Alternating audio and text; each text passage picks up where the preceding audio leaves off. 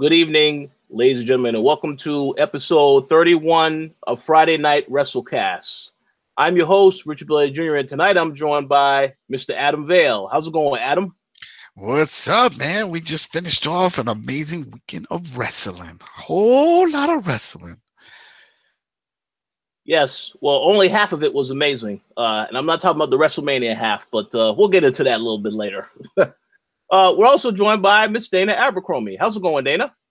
Hola, everybody.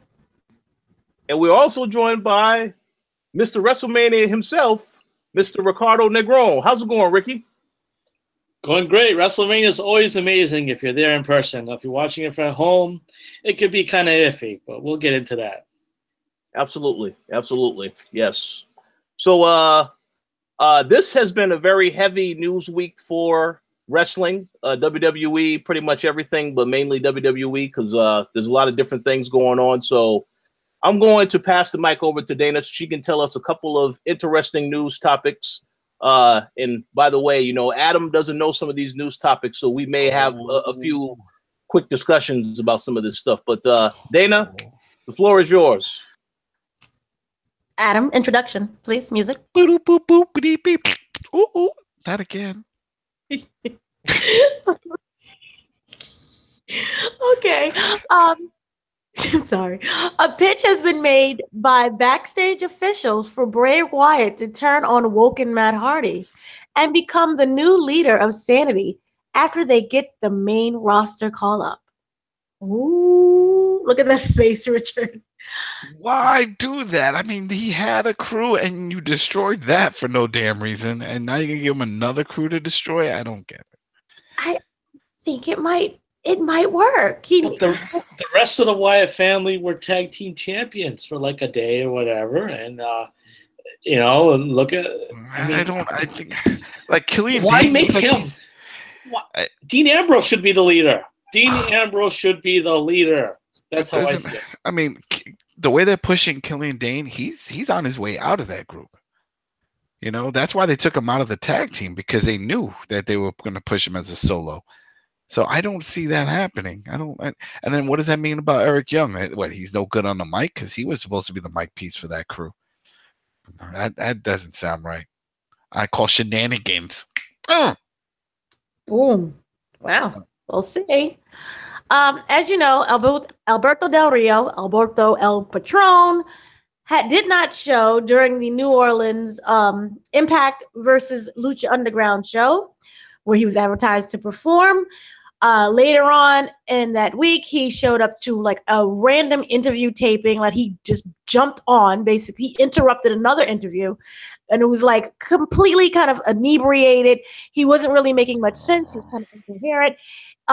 It got so bad that Impact, after they fired him, they decided to call the police to do a wellness check just to make sure he was all right, he was functioning and everything else. Well, he recently did an interview. He says that he's fine, and he wanted to reveal that his absence this past week was because of family. He said that he had a family situation that he needed to attend to. And he says, as you may know, my family, my kids are my priority. The situation involving them, and that's why I decided to take care of business and take care of my family situation first. And that's all that happened. And that comes to what I was just saying to you. I know people want to know absolutely everything. This only concerns my family, my parents, my sister, myself, and my kids. And that's the way it's going to stay.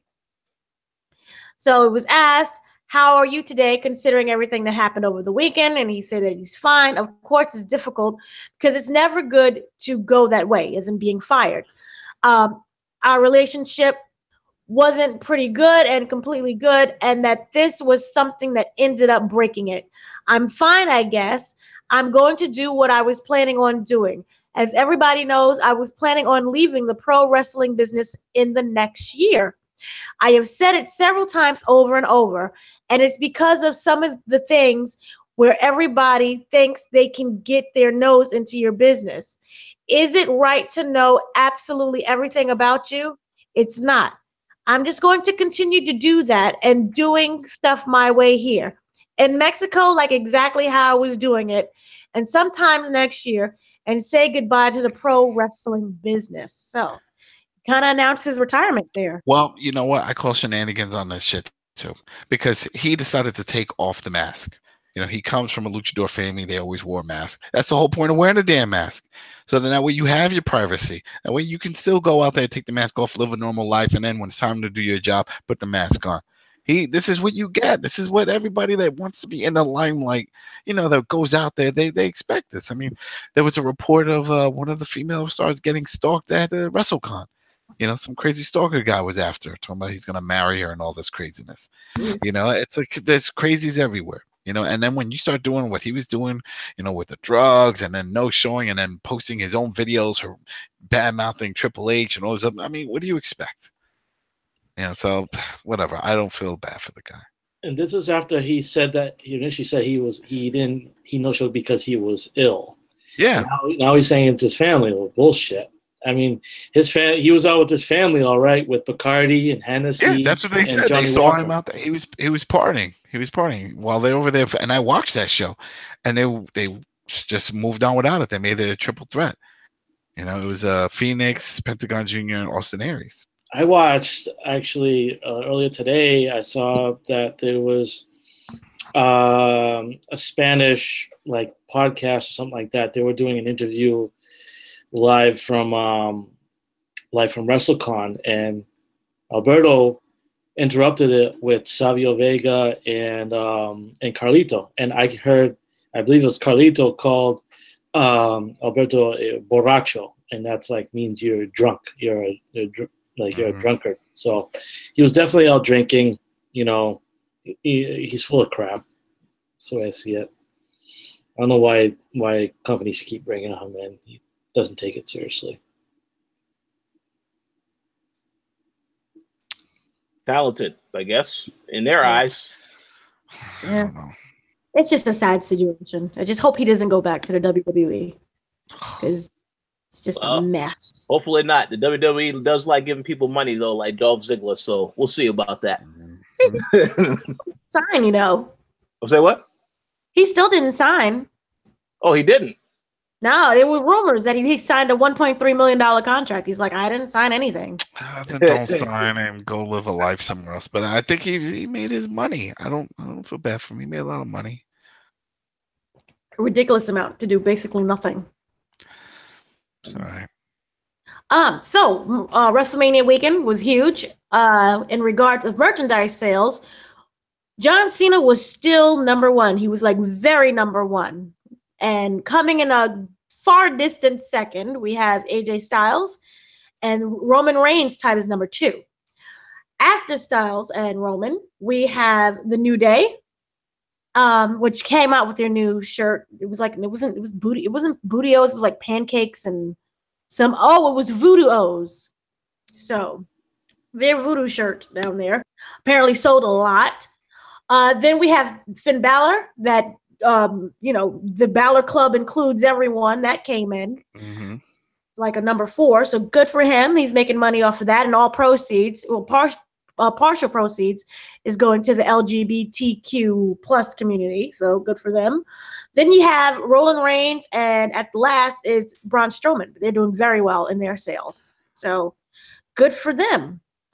Now, this is a little complicated. We'll probably talk about this a little bit later in more detail, but anyone following Rusev and that whole situation knows that it's been a bit weird. Rusev was scheduled to be at the Saudi Arabia event on April 27th, wrestling against The Undertaker. He made a tweet that's basically saying, "Bury me sweetly." So he knows that, WWE is against him and it's a burying match. Basically, we all know he's going to lose. After that, it was reported that he quit the WWE. He asked for his release. WWE negotiated. He didn't want to negotiate, and then they fired him. Then it was saying that he removed all WWE mentions from his social media bios. He was replaced by Chris Jericho for the Saudi Arabia match against The Undertaker at the Greatest Royal Rumble, and that he now has, if you look on his Twitter, he has book inquiry emails attached. And then he stopped following WWE. However, now it's like, oh, Rusev is not released despite that he asked for his release. This is not once, it's going to be the second time that he asked for his release. Now it's being reported that this may all be a work because, as Adam knows, there was an Instagram posting of basically Rusev Day on WWE's Instagram account. So it's kind of weird. Not only that, Brad Meltzer, big insider for the longest, you know, and he came out on his show and he talked to his reps and people that he knows that, and it's all a work. You know, like he's still there. They didn't release him. Everything is fine. So I don't buy any of it. Well, if that's the story, then my thing is I'm confused as to what they're planning on doing. Are they trying to make this another Dolph Ziggler storyline? Will he just come out there, you know, be angry and you know, be repackaged in another gimmick or go back to an old gimmick or what's going to go on? Are we no longer having Rusev Day? I don't get what they're doing with this storyline thing. He's already over, so it's not like they're trying to create some type of noise so people know who Rusev is. So I'm just really confused as to what's going on. So I don't get it. If it's the work, it's just poorly executed. I don't get it. I don't know. I mean, we've been hearing about this for the longest, even before all this happened, that he wasn't happy. But then that was before the Rusev Day took off. You know, and he's making money now. He's making a lot of money. And he's making money. He's still getting TV time. He's on every episode. You know, regardless of if he's winning or not, he's still on every episode, and he's over with the crowd. So I mean, there's plenty of people, wrestlers that'll never get that in their career. So he's living the dream right now. Yeah, that's true. That's very true. So, and he's well liked backstage. I mean, he's a funny guy. We saw it from those little videos that he did. Remember with the what was that called? That federation, the fake federation that Cena started. Southpaw. Southpaw Wrestling. Southpaw. That was hilarious. I wish they would make that full show. That was fun. That was so funny, especially his character, Rusev's former character. Oh, that was so funny. You know, the guy is hilarious. He's a funny guy. Yeah. Well, good for him. Either way. Brock Lesnar, if you keep him count, is less than 60 days away from beating CM Punk's 434-day reign. So that's probably also why he didn't drop the title. But does that even count? Because Brock Lesnar is holding the Universal Championship. It's not the same thing as the WWE Championship. Well, WWE wants it to count, so yeah. Oh. And usually that's like a longest reigning champ type of thing. Well, don't worry, he won't be champion. We'll get into that later. He won't be champion after. With a little right. Some oil billionaire has kids having their own show. Apparently, is what this is all about. Oh, it's money. Yeah, they paid big money for this event to show up. So this is a paid event. But with a little side note, what you just said about you just threw me off. Oh, what, Lesnar? There was something else. Nope. See, I lost my train. The show, the Saudi Arabia show. There was. Well, I'm pretty sure it'll come back to you. Yeah, when it does, just let us know. Okay. CM Punk. CM Punk has a fight coming. Oh, well, yeah, that was the next thing. Well, actually, yeah, there you go. Oh, there you go. Because it's all linked up. Because you brought up with CM Punk, and it's official. He has his fight. Yep. CM Punk will make his Octagon return against Mike the Truth Jackson at UFC 225 in Chicago. So not like 227 on the stoop. Remember that show? Yes. Oh, that was such a great show. Anyway, I completely lost my train. Oh, yes. Here's very weird. Kind of exciting. If you are a huge follower of the Hardys, all the way from their TNA days, they have a DVD set coming up. So good for them. Now, those who are wondering, Matt and Jeff Hardy, in case you didn't know, of course, they had a huge start in the WWE. During like a 10-year period? Close. Yeah, close, yeah. 10-year period, they was in TNA. This is where the whole broken universe came from. It came from Matt. Jeff was there, Brother Nero. And he was, it was a huge thing and a huge part of their gimmick. And I would kind of say like a second act to their career. So if anyone is really interested in knowing the full Matt and Jeff Hardy story, now you guys will be able to get everything, because it would be incomplete without the TNA mention, let alone their matches. So in their new upcoming documentary, The Hardy Boys will have all of their matches from TNA included in their new DVD. So this is very good news. TNA and WWE are coming to like a working agreement with each other. And so you're going to get everything from the whole broken universe. You're going to get how it was created. You're going to get all of the deletion segments and episodes and everything else. So you know why this is happening, right? It's happening because there's no longer wrestlers behind the scenes for TNA. It's business people. These are people with the Fight Network. These are people that are just all about money and promotion. And they're not bitter about, they're the big promotion and we have to compete. They know they can't. They know it. So they're like, whatever promotion we can get, they're going to get. Which is also why during Raw, when we had Kurt Angle do the whole thing, it was like, well, I heard TNA was hiring. That's the first time in the history of Impact and TNA that brand was ever mentioned on the WWE product like that. Yeah. So they already know. And that's exactly what we're seeing with the UFC. The previous owners, they want anything to do with WWE and stuff. They didn't want that link because they didn't want people thinking, we're fixed and blah, blah, blah. New ownership group comes in, all for it. They don't care because it's all about business and exposure. So that's why they don't even care. Yeah, go with it. Dana White, go support Ronda. Who cares? You want footage? We got footage here. Use footage. Just bring us up, mention us. That's all. It's business. It's all business. That's very true. And also a part of that business, where they're going to include when they was in Ring of Honor and how they fought the Young Bucks. So, yay! The what's it called? The Bucks of Youth. The Bucks of Youth. That's what he calls them. The Bucks of Youth. So, yep, that's good. And so also in like Impact Wrestling news, they are preparing, as you guys already know, you guys saw the versus the Lucha Underground thing, and they was, fighting each other during WrestleMania weekend. They also announced a partnership with Rise to develop women's talent. So TNA is still surviving. They're still alive. I think that they will probably never die. Well, it's Impact now. They dropped TNA. Remember that. So it's just Impact. Yeah. They'll always be TNA, but we see the Impact. It was also Full Force Wrestling. Well, that was the other part, and then they just gobbled it up. That was Jeff Jarrett, your boy.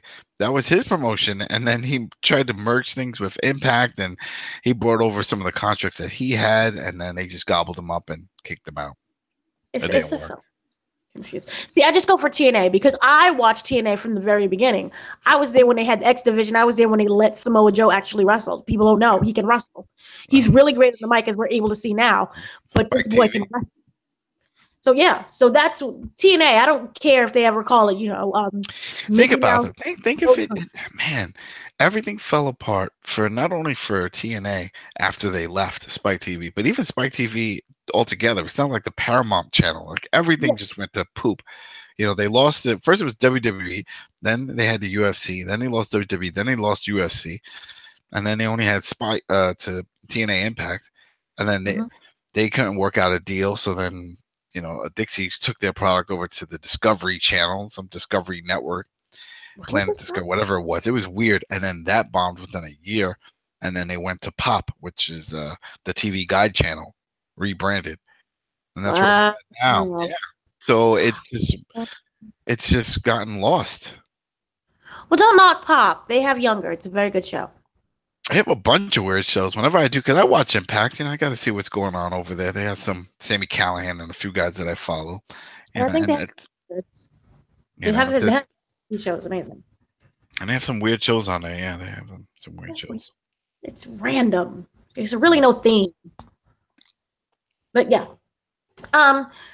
Ricky, as you probably know, you came back from WrestleMania. I'm very happy to see that you came back all in one piece and that you're looking very healthy and that your coloring is really good. And I say this because It is reported that a fan went from the UK, decided to go and spend WrestleMania 24 weekend down there in New Orleans. The problem is the man had measles, and he was highly contagious viral illness that spreads quickly among those who are not vaccinated. I don't know how well vaccinated you are. We're not getting into the conversation of vaccinations, but you're alive. So I'm going to be surprised. A lot of areas don't get the vaccination, and then in other areas it's optional. Some places are not optional. You need to get them. Right. That's true. But the man arrived in New Orleans late last week and became increasingly ill through the whole week. Through his whole illness, even though he was hospitalized over the weekend, he basically collapsed and he couldn't do anything and he was forced to be hospitalized. But during that time, they had to track his movements. This man traveled from many taxis to many restaurants. He stayed in hotels.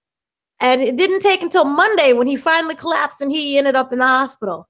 So he also attended the Hall of Fame induction ceremony. So it's a big mess. The Louisiana Department of Health has reportedly started contacting attendees via letters. So if you end up with a letter in the mail, Ricky, just make sure you're all right. You're still alive. Go to the hospital real quick. Basically, here are the symptoms. So, in case you went down there and you're feeling a little funky and you still can't shake that little funk off of you. Here are the symptoms. We have runny nose, cough, fever, eventually white spots on the inside of your mouth. How's your mouth, Ricky? You good? Okay, you look pretty now. You have rashes on your skin. How's your skin? I was muted. I think it's fine. My skin looks pretty normal. I think. Yeah. Thank you. Look nice and rosy, so that's good. You got your coloring in there. Any runny eyes? Any runny noses? Any redness? Nope. Can't say there's any redness. I can't do the accent like you do. But that's Southern drawl. There's that Southern drawl now. You have 2 to 3 days before symptoms break. So you might be normal now, and then you're going to look like the little outbreak monkey. Okay? If you start feeling ill, please go to the hospital. Because remember, the longer you wait, the lesser your chances of living ends up being. This is deadly, and it will kill you. Also, well, that guy's going to survive, right? Basically. Well, you might. See, stop getting ideas into people's heads now. After the rash appears, you're going to have 104-degree temperature. So if you're feeling a little toasty, I know it's toasty here in New York City, maybe toasty down there where you guys are at, but if you're feeling extra toasty, just go to the hospital, please. No, it's called a local medical facility. Yeah, local medical facility where you can get all your fixings. Please check your status at the local medical facility. All right, so we got that out the way. Stay healthy. All right, Corey Graves, the color commentator for Monday Night Raw and SmackDown Live, has basically been inspired by the return of Daniel Bryan. Oh, no. So much so that he has hinted that he too may make a possible return to the ring. Graves debuted back in 2000. He was signed in 2011. And he was forced to retire in 2014 after a match against Sami Zayn where he suffered serious concussion. However, because of Daniel Bryan and his lovely progress and that great speech and everything else that happened, Graves is contemplating a return as well. He says that Daniel Bryan, he's a great friend, he's incredible in the ring, and that's where he belongs. It caught him off guard when he made his, announcement. And then he started to question himself. And he was like, well, should I? What if? I had a few conversations with people in WWE who put it out there. If you want to pursue this, maybe we can look into it. So I spent about a week and a half weighing the options. It was, do I become a wrestler again? And what happens, Graves says. Asked about whether he would step down from his role as commentator, Graves said, again, this is all potential of would this work out? Do I end up on the sidelines? I talk to my wife. I talk to my friends. I think as much as I don't believe in fate, this all kinds of work itself out. So I think this is where I belong. So why step out of it? Graves' brother, who's a wrestler, Sam Adonis, who's currently in Mexico, he even made a comment about, the possibility of Graves' return, saying that I would love WrestleMania 38 live from Heinz Field with Sam Adonis against Corey Graves. Who's to say, but the baby brother in me is really, really excited about it. Hopefully, I don't know if he wanted to, but if it meant that it was something that's possible for him and make him happy, I truly trust the WWE medical staff and everything like that. I think they'll make great decisions, not only for my brother, but for all WWE superstars. So he's inspiring everybody. Yay, Daniel Bryan. Jaws will make a I don't like this. I don't like this one bit. They're playing with fire because one of them is going to get seriously hurt. Yeah. Yep. You can't have everybody. Well, me too. Yeah, me too. No, don't do that. In the corner, rolling up, saying he wants to wrestle again. He's making a return. So yeah, I'm happy for Daniel Bryan, but I just hope people realize that, that was a very specific case, and that not everybody's going to end up like Daniel, and even Daniel may not end up with that happy ending that we all want. Is a possibility he may end up permanently injured. And I remember when Graves retired. He retired. That was way before Daniel Bryan. Yeah, he retired in 2014, and Daniel Bryan broke his. Well, he didn't break. He broke his brain basically back in. When did he break his brain? I don't remember that. I remember he had a match at Mania, and then he was out for a while, and it took forever. He was like 2016, February 8th, 2016. So yeah, it was a while. It was like a 2-year difference. So happy for Daniel Bryan, but you guys got to stop. I mean, no. Remember, we also had Paige is like, maybe I can come back too. But yeah, just take it by case. Don't rush anything. And speaking of Paige, we all know that, she retired. She did this very tearful speech, and it was something that we knew it was coming for a while. We knew, the buildup of injuries and that she'll no longer be able to wrestle. But, she did have life again when they revealed her as being the general manager of SmackDown Live. Mm-hmm. Well, Renee Young, who, is one of the commentators, also had a very interesting, hopeful idea. And that is that she wants to bring back Talking Smack with the new GM as her co-host this time. And I think it would be a lovely idea. I think that show should have never been canceled. That's one of those shows that was just amazing. So I like the idea if they return and they have Paige. Because she's really great. She can be great on the mic. And I think she knows how to work certain situations like Daniel Bryan did. So happy about that. Jerry Lawler is hinted that members of the WWE office were not pleased at Mark Henry pleading with Owen Hart's widow to let the company induct him into the Hall of Fame. We wanted Owens to be inducted into the Hall of Fame. If anybody watched it, it was a very beautiful speech. He's crying and he's basically pleading his heart out to everybody, saying, this is time to stop feuding. Let the man in. Jerry Lawler is stating that this was not something that WWE really wanted to make public.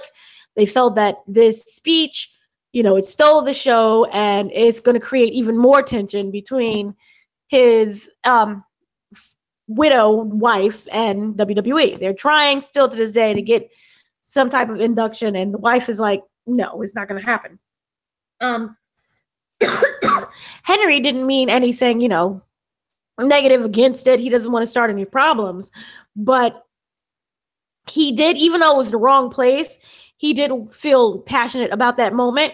And that before making the statement, Henry did say, this is not the viewpoint of WWE. This is me just speaking from my heart. So we'll see how that goes. We'll see if anything will come from it. We'll see if it even made it worse. But I don't see that happening anytime soon, which is really unfortunate, because I feel like the less that, the more time is passed, we'll end up forgetting who Owen Hart is. There's kids who don't know who he is. And he was pretty entertaining, and he was really good at what he did, even when he failed. So that's an unfortunate situation. Rey Mysterio is announced that he will appear at the Greatest Royal Rumble in Saudi Arabia on April 27th, and that it will mark his first showing for the company since his surprise comeback at the real Royal Rumble in January. So anyone who's excited about that, you're going to get that match. However, it's not been said whether or not he's going to be in a match against John Cena or is he going to be in the actual Royal Rumble itself. But stay tuned for that. That, as you guys know, it's going to be April 27th and 5 hours long. So within that time, he'll appear on it. Now, this is a very huh? Oh, I was going to make a comment. It definitely won't be John Cena because he's facing Triple H. So it could be some weird type of thing, but things can change. It could be a triple threat. Who knows? We'll see. I think that makes it interesting. I want to see a little, Ray. Yeah, I definitely want to see Ray. We'll see what he does. Yeah, that's true. Yeah. So here is the big thing for WrestleMania. As we already know, spoiler alert, Lesnar won. I technically predicted it. What? Spoiler alert. Yay me, because I predicted that. I actually said a swerve. Anyway, here is how WrestleMania 34 was supposed to go. The initial plan was over a year. It was planned that Reigns was going to win the title. Okay, we had a whole year's build up for everything. We knew, except for me, because I know swerves, that Reigns was going to win. However, WWE officials, aka Vince McMahon, decided to change the storyline on the 23rd hour and even brokered a new deal to Lesnar after the Raw before Mania on 34, on April 2nd, basically. To maintain the finish of the main event would be as shocking as possible. They pulled the same stunt that they did with The Undertaker, meaning they told no one. No one knew, including the ref. The ref was told, look, you're going to just count to 3, do your job, and we're going to pay you. That's all the ref knew. So he's like, okay, I don't know what's going on, but I'm going to do it anyway. So he did it. No one knew at all except for Vince. They claim that it was, the other writers, but no one knew. So basically, that reaction that you got from the ref, the reaction that you got from the commentators, everything was authentic. So even Michael P.S. Hayes, he knew. He was the one that helped Lesnar and Reigns lay out the match. Okay? And he was, he knew from like a year ago how it was supposed to go. But they didn't even tell him. And that he was very shocked as well. And here's how that whole thing, we heard about there being like some type of backstage confrontation thing that was going on where he threw the belt in the trash and it was a report that he actually threw it at Vince's head. That was all a work so that it would help build up that tension and people being really confused. Well, I heard that it was that wasn't aware. He was just pissed at the reaction. He didn't like the crowd reaction, and that he was pissed about that. He just felt like it wasn't worth it. He was like, "What's the point?" Well, one other comment to make. I also heard that he was not happy about the amount of blood that when they did that blood spot. But that most of that is not even blood. That's sweat mixed with blood. There's a lot of sweat. Sweat that gets the blood. You get a little bit of that mixed in, and it looks like you got a crimson mask. Yeah, that's exactly how it looked. I don't continue though. Yeah, but one of the theories is that this is believed to just it was a work, and Paul Heyman was going along with everything, and worked him up, and so they had that big argument backstage. It was supposed to be believable. Even though there are multiple reports about everything that happened, at this point, I honestly don't care because I'm so sick and tired of both of them. I think it was a lose-lose match either way. But even Shane McMahon was unaware that this was going to happen, and he had like this huge thing where he was trying to like not necessarily fight Brock, but have that stare down because he threw the title belt at his head or in the trash, and he had that argument with Vince. So even Shane didn't know. So those are the reports that had happened with that and that whole situation. And, so in case you don't know, Brock has signed a deal also with UFC. So the plan is that even though he may be off, TV for WWE, he signed a multi-year deal with WWE. So he's not going anywhere. So the times that he's not on TV and he's living his best life, he's going to be in UFC. And the times when he's not in the UFC, he's going to be in WWE. Getting beat up by Bobby Lashley. I don't know if he'll face Bobby Lashley. He has to. That's the whole point of Bobby Lashley being back. He talked about it with Paul Heyman. Don't see that happening. It's gonna happen. That's the whole reason. It's gonna happen. We'll see. Yeah. In regards to Ronda Rousey, she had a very interesting match during WrestleMania. We'll get into that later. But it was announced on Friday that the lovely Ronda Rousey is going to be working 4 consecutive days on the European tour. So from May 16th to 19th, she's fully committed to WWE, and she's going to be over in Geneva, Switzerland. Then she's going to go over to Vienna, Austria, then to Italy. Then it's going to be Paris, France. So she's going to be joining the whole team and being full. They said before that she was a full-time roster. So I don't know why people are surprised by this. I don't get it. It's like, what? I can't believe it. I mean, we've had other people come from outside sports and become full-time workers. That happens. And this is no different. I mean, she said it. She says she's full-time. She's not going to be like The Rock coming in for special events and this and that. She's full-time. She's part of the crew. Yeah, but still, I mean, she's very ego. And she recently made a comment about that whole, remember her last 2 matches when she basically got kicked in the face. And she was saying that she's so happy that she lost those matches. She said she's happy with those matches. And because of those losses, she's able to truly be happy. And that's within the WWE. And I actually believe that, because her whole attitude is just different. Yeah. It wakes you up. It wakes you up because you expect it. You expect it, but then you think it'll never happen because you're like, you know what, I'm too good. It's not gonna happen. And then when it happens, you're like, oh shit. Well, let me come back for it. And then when she came back, I watched both those fights. And the second go around, it was not her. She just wanted to prove that she can do stand up. And she proved that with the wrong person. And she got knocked, and it happened. She didn't go in like she usually does, try to go for a takedown and go for the armbar. She didn't try that. She went to show she can do something else with it. And so it didn't happen. But hey, she still had 6 in a row, and she won them all by armbar. You can never take that away. So no one's done it after that. She's still considered the best female fighter that they've ever had. That is true. But I still do wonder, like, if I've watched her in WWE, especially during WrestleMania, she's happier there than I've ever seen her before. I wonder, was she ever truly happy in UFC? Well, she was happy because she was doing, it was competition. She's all about the competition. You can be happy competing, but you can't be truly happy. Like, the way how I see her now, I think is like a happiness from the soul, as opposed to like, yeah, I'm competing, I'm great, and I'm wonderful, but I'm not truly happy at what I'm doing. Well, I don't know. I mean, she wanted to do it. She signed a multi-year deal before that. She was always a wrestling fan. She could have just left after 1 or 2 fights, like Gina Carano. That was the other big female star at the time, and she got some movie deals, and poof, she was out. Nobody heard of her again. Really? She did some movies, and I don't know what the hell she's doing now, but she never wanted to go back into fighting. That was it. Oh yeah. Well, she was in the X-Men, the Deadpool. Was she? Was she?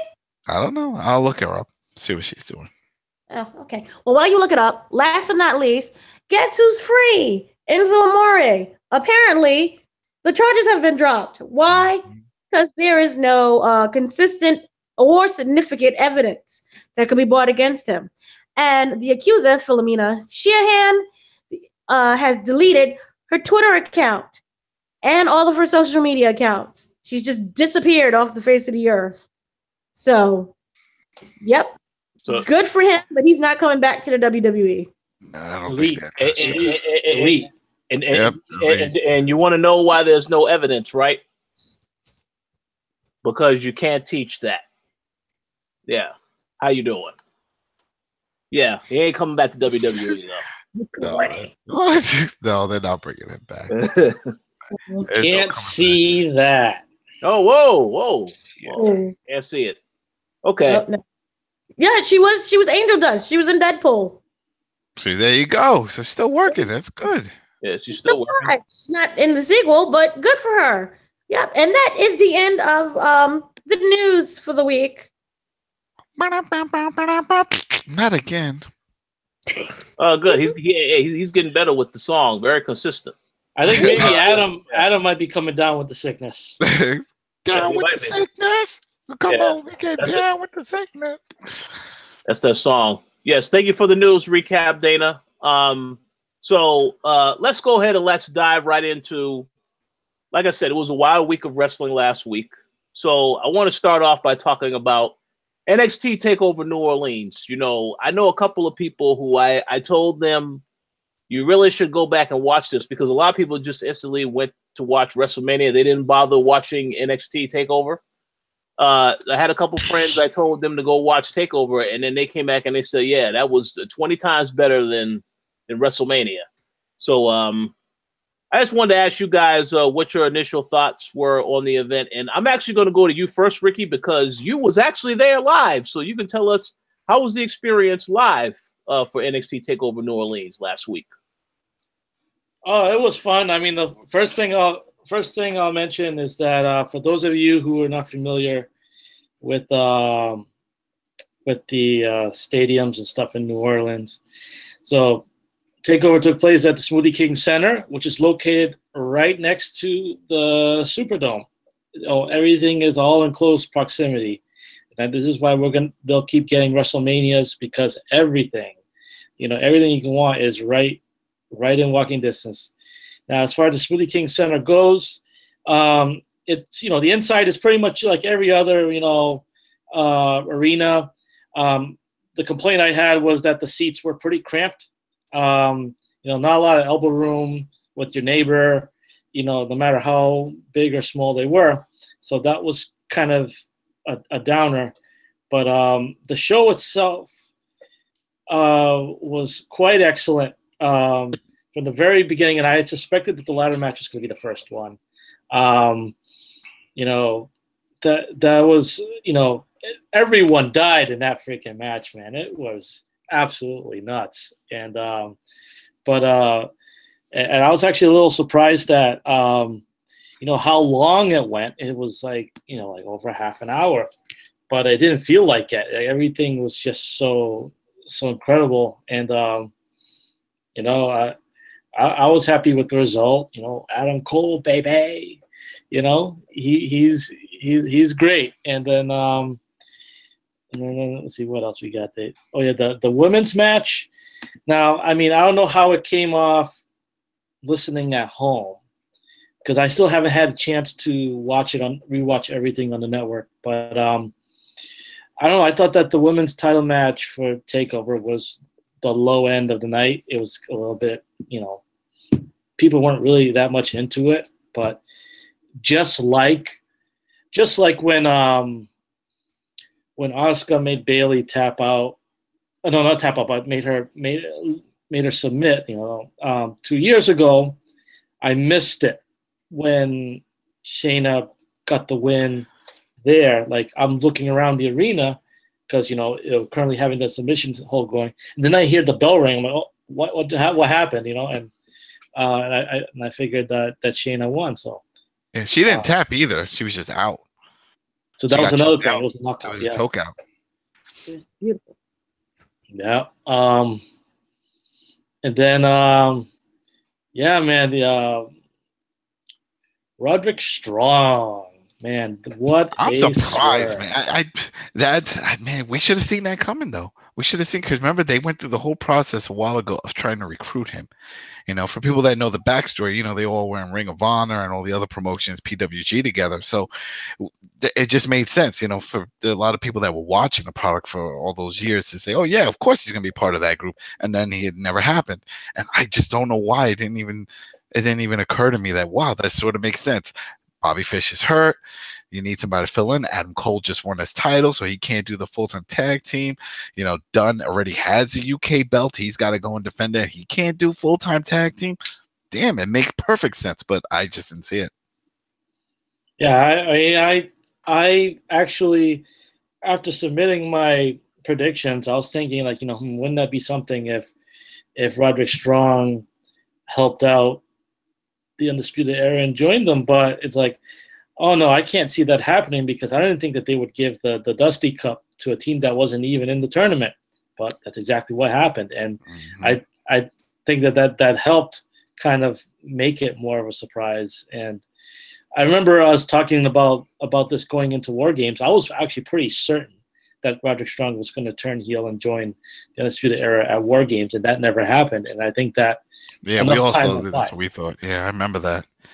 We're like, oh, perfect. He was going to switch right there, and it didn't happen. So yeah. Well, you guys know the music's right before the music plays. It says "Shock the System," so they had to do that. And I think Adam Cole's victory. They have a lot of control over NXT now.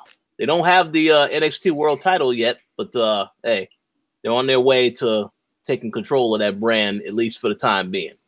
But continue. Well, I think that was the reason why they gave Adam Cole that belt, because it's like, you know what, we have other plans for the people up top, but we want Adam Cole to look strong, like a real legit leader. Well, there you go. Now he can control that. Yeah. Very good point. Go ahead. Then, Aleister Black against Andrade Cien Almas. That was also a very exciting matchup. Very happy for Aleister. Was there any like oohs and ahs when right when Black did that flip and missed it? And it looked like he almost landed on his head. Oh my Lord! Yeah, I could imagine that people were gasping. Yeah, that was a surprise there. Like that could have went wrong real quick. Oh yeah, that was wild. But yeah, no, it was glad that he was okay, and then that he won. And I was talking to there was a gentleman seated next to me, and I was telling him, like, for Aleister Black's, I was there for Aleister Black's debut a year ago in Orlando when they had TakeOver, and it was a victory over Andrade Cien Almas, and this is so now like everything's coming full circle. Did you go back to watch that on the network? That's a match you need to watch on the network because something funny happens with the commentator. I gotta watch it. I haven't had any time because like I spent the whole time just having fun, with my friends and stuff. So like, and then as soon as I flew back, I went right back to work. So I haven't had a chance to kind of settle down and do that. But that's my homework assignment for this weekend. Definitely is watch everything on the network. But it's just his first one because the announcer, the first time, like for that one that you were at with Aleister Black versus Sienna, when Black wins, he says, this is the type of competition you can only find here at Ring of Honor. I remember that. Yeah, I remember that. Yeah. I was like, oh man, because he was the announcer over at Ring of Honor, and he came over, and I found that shit hilarious. Wasn't it Nigel said that? Yeah, Nigel. Yeah, McGuinness. Yeah. I remember that. I'll watch that again. But I do remember that. Then the unsanctioned match. Oh my goodness, man! Wow, sweet. Like, just perfect storytelling. And the thing that made the match really work was that if you were following kind of their arc from the beginning of their time in NXT all the way up to now, everything fell into place, especially that final sequence and everything. Just the spots they had outside the ring with the taking the mat off and doing that. The stuff with the I mean, I had to figure that I'm drawing a blank here. The crutches had to be involved in it, and everything. But it was amazing. But I remember telling the guy next to me after the ladder match, the North American Championship, I said, there you go. That's match of the weekend. I don't see how they're going to top it. They've already set the bar a little too high. And the only thing that compete with it was the unsanctioned match. And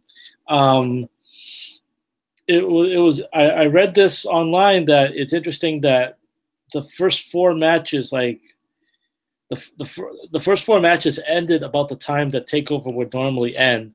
So they had this unsanctioned thing as if it was like, this isn't part of TakeOver. This is its own thing, whatever. But so because the TakeOver was longer than it usually is, but that was a blast. It was a great show. I totally expected TakeOver to steal the weekend, and it did. Best show of the weekend, in my opinion. Awesome. So, Adam, how about you tell me what your thoughts were on TakeOver, the highs and lows, and then I'll go to Dana afterwards. Oh, man, the highs was that ladder match, man. That ladder match. It's just with all the performers. We got to see EC3 in there. We got to see Ricochet. I mean, Adam Cole. That was like almost a dream match. For a lot of people, they're like, wow, we've been following these guys forever. And now we're seeing all of them together on this stage in the WWE in this type of match that I don't think we would ever see on a SmackDown or Raw or even a main event pay-per-view. I mean, can I cut in for a second? I just want to give major props to Velveteen Dream. Yep. My goodness, what a breakout performance for him. Yeah, that's what I was about to say. When he did his rolling Death Valley Driver on the ladder with Ricochet, I mean that's. I mean, the guy went off, taking the bumps that he did off the top, and just what he was pulling off when he jumped off the top, doing the elbow on the taller ladder. It was just amazing. All of them. Yeah, obviously, the adrenaline's pumping, and they were like, balls to the wall. Who cares? They just went all out. When the ladder was being tipped over, and then you just see Ricochet do that moonsault off the top, out of the ring onto everybody. That man has no fear. No fear at all. It was a great match. That was great. For man, I don't know. I guess I would have to say the same thing with the women's match, only because I knew Shayna was gonna win. The way she won was kind of unique because she couldn't get a full choke, so then she wound up grabbing her own hair with one arm because she was still selling that her arm was dislocated because she kept banging against the sides to try to pop it back in.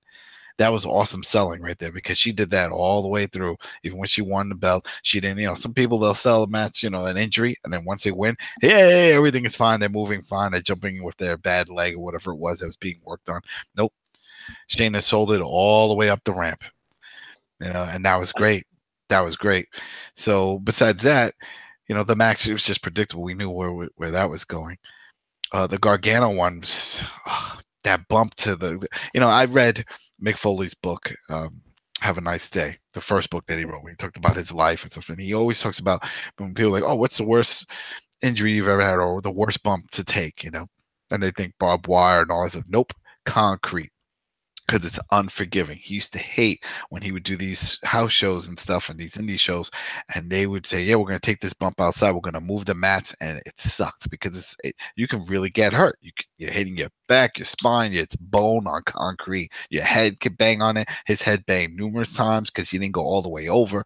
Anyway, in that match, when you see Gargano give Ciampa that fucking power bomb to the exposed concrete, and you hear that thud, oh, that's painful. Just watching that was painful, and then here's a side. There was another wrestling event that was taking place. I think it took place the night before over there, where an indie wrestler did the same. They took the mats off and he did a moonsault and landed concrete, and I'm still trying to find that. I heard a lot of people tweeting about it. They're like, yo, this guy just took a moonsault to the face on concrete. So I need to find that.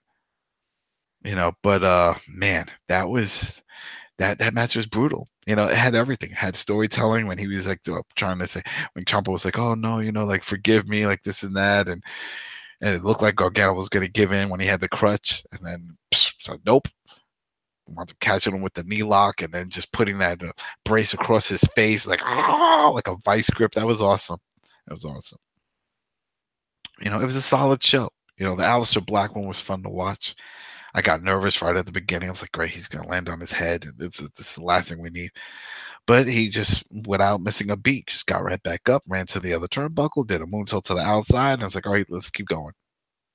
So I was like, all right, there you go. It was a professional right there. And that was a great match. A lot of great matches, man. It was a solid show. So that was my thing. Absolutely. Sounds good. Okay, Dana, you go next, and then I have a few words that I want to say on TakeOver. Awesome sauce. Wow, where do I even begin? That whole thing was just, it was the reason why you watch wrestling. That whole night was just, if anyone ever said, ew, you watch wrestling, show them that. And then watch them become a fan as well.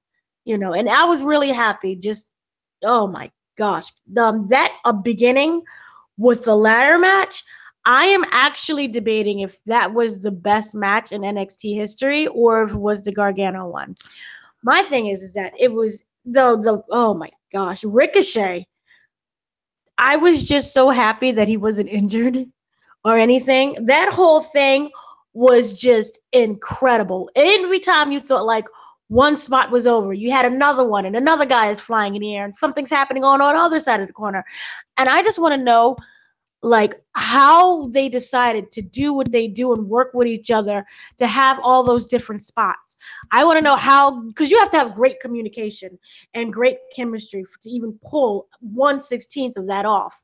So I want to know exactly how did they plan this whole thing, because it was an artwork. It was literally art watching them with each other. The whole thing was crazy. And it was just, must see. Like that's like one of the matches that I have to say you have to watch it. If you want to know what, wrestling is, watch this. This is amazing. That of course was great. The whole Shayna Baszler and Ember Moon, I'm really happy for Shayna. We all knew she was going to win. I was really happy that she won. I love the whole injury thing and her popping her own shoulder back in and her, selling that whole thing. And as Adam already said, when he was grabbing her own head to push in to get the chokehold thing, and the fact that, she never, quit. She just was passed out. I think it reminded me of the Iron Man match between, I'm going to say, yeah, Steve Austin and HBK, right? It was Steve Austin and Bret the Hitman. Oh, Bret the Hitman, the one where he's like bleeding and then he just passed out. Yeah, he just passed out. Yeah, to me, I would equate that, obviously not at the same, intensity. It wasn't like for 30 minutes, but that's what I have to say. That was just incredible how they did that, because it showed her as such a powerful force in wrestling that, but it also built up Ember Moon to show that she can withstand all that power, and she's just as powerful, but she just happened to pass out. It's just a bad day when she just passed out, but she can stand toe to toe to Shayna. So for me, I felt that they elevated both of them at the same time, and it was just a really great technical match. So I like that aspect of it. The tag team championship match, that was fun. That was a lot of fun. And that swerve, I love my swerves. I didn't see that one coming. Like not that particular way how it ended. But I really liked it. And they have a new member in the faction. So that helps build up the storyline even more. So I thought that was pretty decent. I love that. The Aleister Black with the Almas, that was so much fun. I like that one as well. The whole Zelina thing, she reminds me of, remember the Four Horsemen's manager, J.J. Dillon? J.J. Dillon. She reminds me of him. She did what a manager is supposed to do. Yes, she kept interfering in the match. She could kick everyone's behind. I liked how they played it off. But she, she was right there and she was doing what a manager does. She's supposed to get that win for her client, her man, her whatever. So her constantly interfering in that, just for me, it really upped the match a lot. And I really like that. I like that whole situation, chemistry with each other, and the whole, referee just being all nonchalant, not knowing what's going on. So for me, that was great. That was fun. The Gargano and the Ciampa match, the unsanctioned match, this is again, I've said I was debating between whether or not that was the best match of the night. I want to say that is the best psychological match. I love every single thing about that. I love every spot that they did. I love how they were communicating and talking with each other, how they, there were moments where they just sat down next to each other and just didn't say anything. And in their eyes, they had like this horrible pain. And remember, there was like a point towards the end where it was like, you knew that it was like a point of no return, but you knew that they regretted everything that happened between each other. And for me, that was just how you do psychology. That was right at the end when Ciampa put up his arms like, don't know. Yeah, the whole like, when you start to wonder, are they actually going to try to reconcile things? Yeah, like I know like things are pretty intense, but like you could see, like maybe there's something softening up between both of them. Like, where is this going to go? And then, then they were doing that whole sit down together spot. I was like, oh, that looks familiar. Mm-hmm. But what was so freaking wild, I'm sorry to interrupt that. It's so freaking wild about it was that, and I was talking about this with other people out in the hallway out there, or in the bathroom, and in the seats. Like, we were like, oh my God, there were 3 or 4 different times that we thought the match was over, and it wasn't over. It was that crazy, Yeah. Where they could get you and they think like, oh, this is it, this is where it's ending, and then it didn't end. Like that's how it was. It was spectacular. Yeah, everything Ricky said basically. So to me, that whole card was just great. But that match, they had a really great opener and a really great closer, great bookings. So I loved everything. Awesome. The only thing that got me nervous, well, it's after that, but it's all related. Is that, as we know, the Authors of Pain came up after that and showed up on Raw. I'm like, all right, that's cool. But then they pushed away from their manager. And that makes me wonder if Sienna comes up, is he still going to have his manager? Because she really makes him. Yes. She adds to that. I think that was he just didn't want to travel. Yeah, I think what's following is that he's retired and he doesn't want to have to do the travel. Whereas with Zelina Vega, she's young, she could totally follow. Good. As long as it's not that they just cut him loose like that, and then no. You got to remember another important factor. Vince has to make that decision. We already know that Vince likes attractive women, so he's not going to say, "Oh, I'm going to just push you to the side." She'll still be there. She'll still be there with Almas because she is what makes his gimmick work now. Yeah. Well, wherever she is, Cien Almas will be there. Yeah. Yeah, he absolutely will. Absolutely. And wherever they are, Austin Aries will probably be parked somewhere not that far away. Like, where are you, baby? Don't worry, you know where I'm at. No. Oh no, that's the thing. I mean, honestly, it's hard. Long distance relationships, everybody knows that shit's hard. It's even harder when you're part of the circus like a WWE and always on the road, and then he's on the road wherever he's at, because I know they do Florida, but I think they do most of their tapings in Canada now. So it's tough. That's gonna be it's a tricky one to pull off. So I wish them all the best, right? Because they're engaged. Yeah. Or they were engaged, those things are. It's hard. That's a hard life. Yeah. We'll see. Wish them the best. I do. I wish them the best. All right. So as for what I have to say about NXT, I'm gonna be a little brief because we still have a lot of other stuff to cover. Yeah. I mean, it was an excellent show.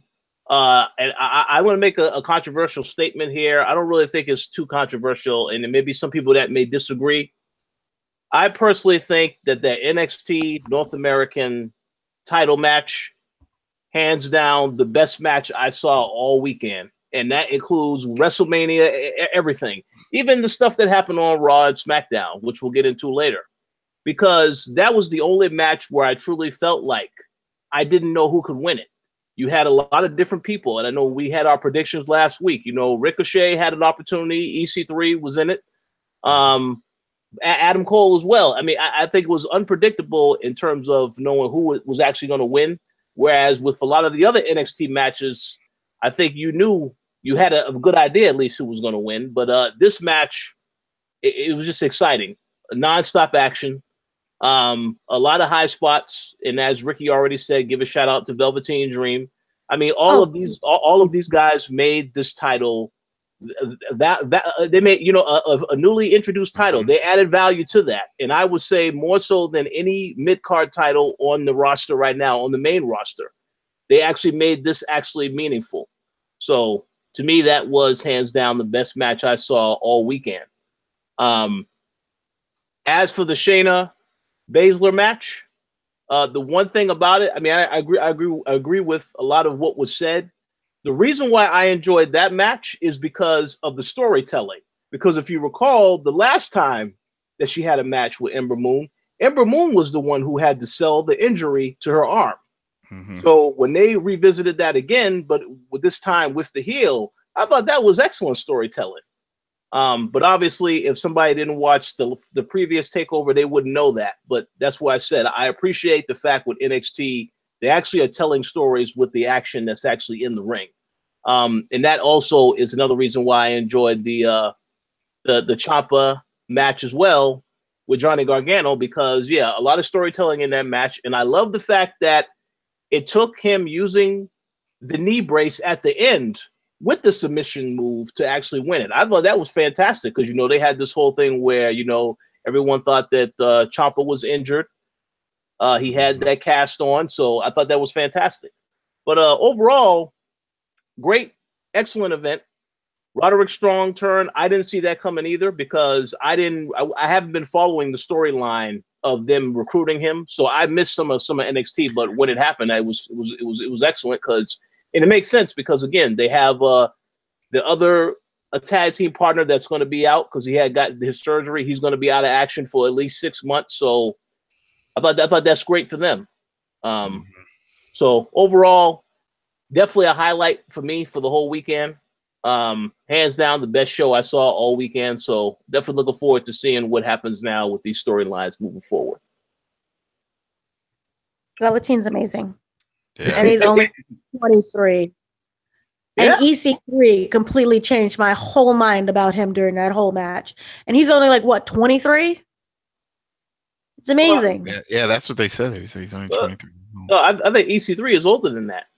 No, we're talking about Velveteen. Oh, Velveteen. All right, yeah. Okay. Yeah, Velveteen's he's only 22. He's very young. Yeah. He's a baby. And you know what I believe? When I was watching that, I kept thinking to myself that this could have been Jeff Hardy if he stayed clean. Oh, wait, no, Velveteen's 22. He'll be 23 in August. Oh, Jesus. Well, gosh, I feel so old. But yeah, he could have, that's what I was watching and I was like, this is Jeff Hardy, really clean, really sober, and just really focused about everything. So I loved it.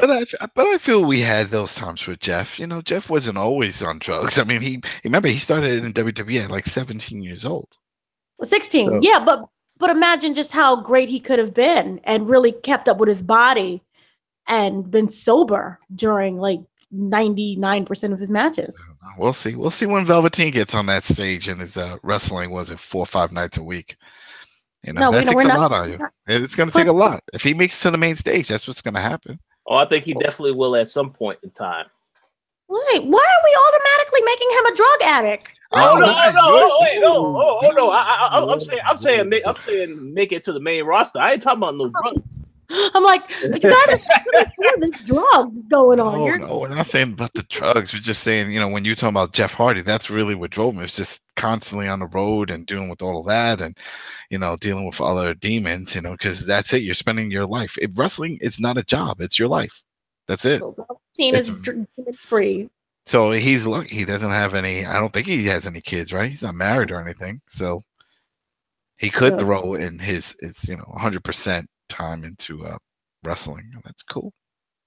Oh, yeah, well, I think what you say, Adam, is 100% correct. The adjustment from NXT to the actual main roster with that ridiculous schedule. Yeah, it'll be very interesting to see how he handles that. But just got to wait and see on that. Yes, and also I was really surprised that they allowed Ricochet to do 50% of those moves. Oh yeah, I'm not surprised. I'm not surprised at all because you know what? Dangerous. All of it's dangerous, but they've been letting everybody do it. I mean, think about it.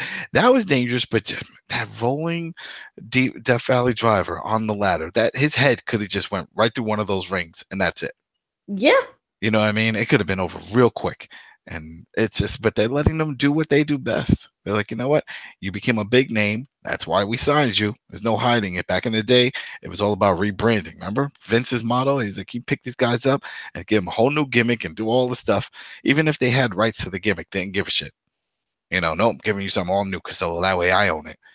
Well, now it's like that's out the door. Now it's like, you know what? This is what made you big. This is what made you popular. People are gonna now it's social media and all that stuff. They could see it. People are gonna change your name. We saw that with War Machine. You know, now that we're War Raiders, you know, on NXT. But once it came out, everyone's saying War Machine, and it's gonna be like that for a while. You know, I don't know if the name War Raiders is gonna get over because they still look like War Machine. It's like they're still wearing their gear. You know, they still got the paint and everything on the face. I'm like, I don't get this. You know, but whatever. You know, so it only makes sense if you bring in someone like Ricochet, we're expecting him to do all these crazy high flying maneuvers, and if he's not doing that, then what was the point of signing him? You know, so that's why it's like once they start signing those type of guys, we knew, all right, this is it. Well, just be mindful of one thing though. This is NXT. If he get called up to the main roster, you think Vince is going to say, "Oh yeah, do anything you want"? I don't know about that. It depends. It depends if he gets called up to 205. Oh yeah, the Triple H, Triple H, you know, doing that whole thing. So I think so. I mean, remember they stopped for a while, and it was mainly some people getting hurt. You know, had Billy Kidman sort of screw up one time with the shooting star, and then we saw, was it Kevin Bourne or Evan Bourne? Evan Bourne. And Evan Bourne, he got hurt a bunch doing some of his spots. But then again, we have 205, which is pretty much all spots. So they let these dudes do their thing, and they knew exactly what was happening. Because remember, that was another reason why they got rid of the cruiserweight division. A lot of those guys were getting hurt and stuff, and they're like, all right, this ain't worth it. But they brought it back because that's popular, and a lot of guys are doing it, and that's what people want to see. They want to see that fast-paced action. So right now, if you think about it, WWE has a little bit of everything. You have NXT, which is like their indie promotion. You know, they gather up all the big indie guys and they push them all here. Hey, you want that experience? We have it right over here. You want the Lucha Libre style and all that stuff? We got that over here at 205. And then we have our stuff, which is the Smackdown and the Raw. They have it all. And they have a bunch of women wrestling, and each promotion besides 205, all the other ones have women divisions. So the only thing we're missing is some midgets, and I don't know if there's enough midget wrestlers like they were back in the day. We'll see about that. All right, so let's move on to the biggest show of the weekend. You know, I know the show that Ricky has told me this has by far been the best WrestleMania he has ever experienced live, and I'm pretty sure that he's going to say yes when I ask him again. So, Ricky, how about you let us know, first and foremost, what were some of the highlights that you enjoyed and some of the stuff that you disliked about WrestleMania 34 being there live?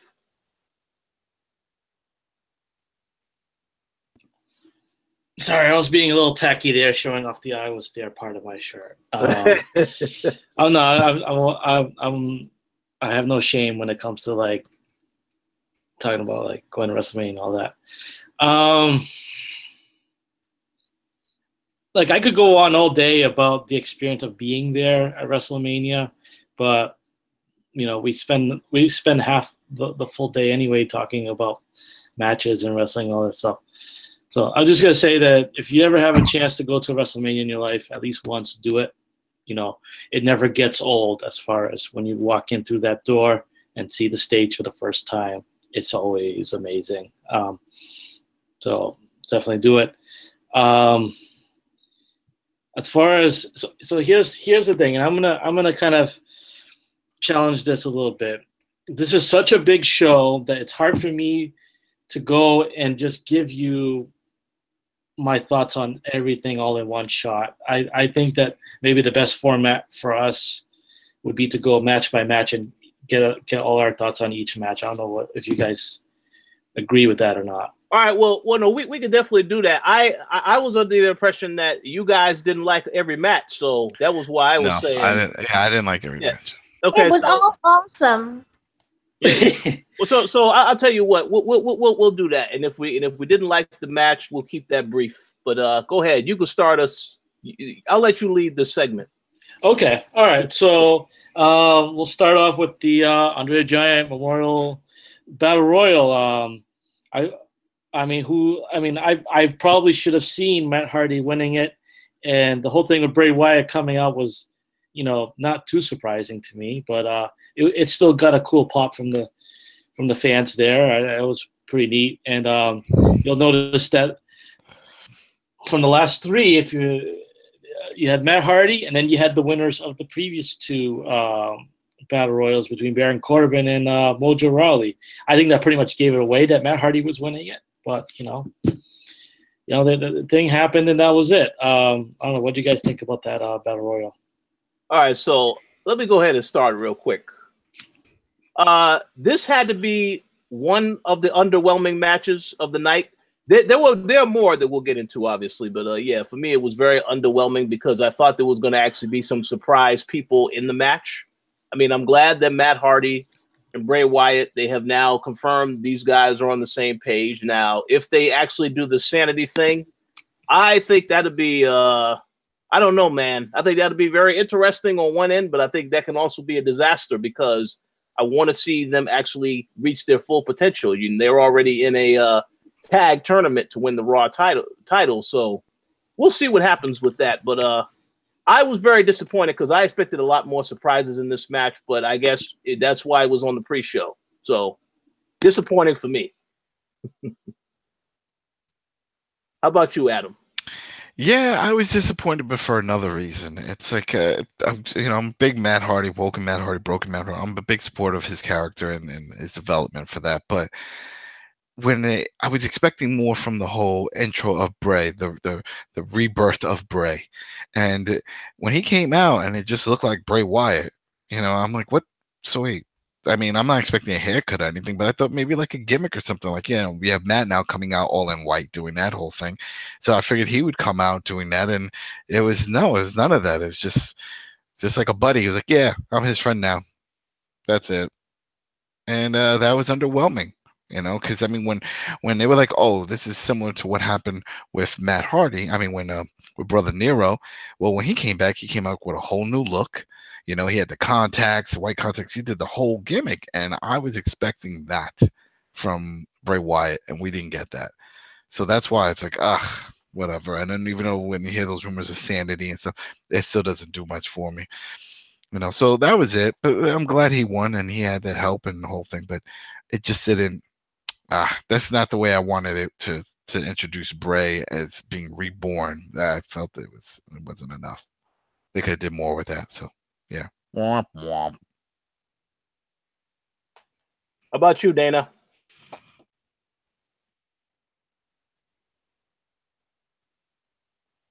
You're muted.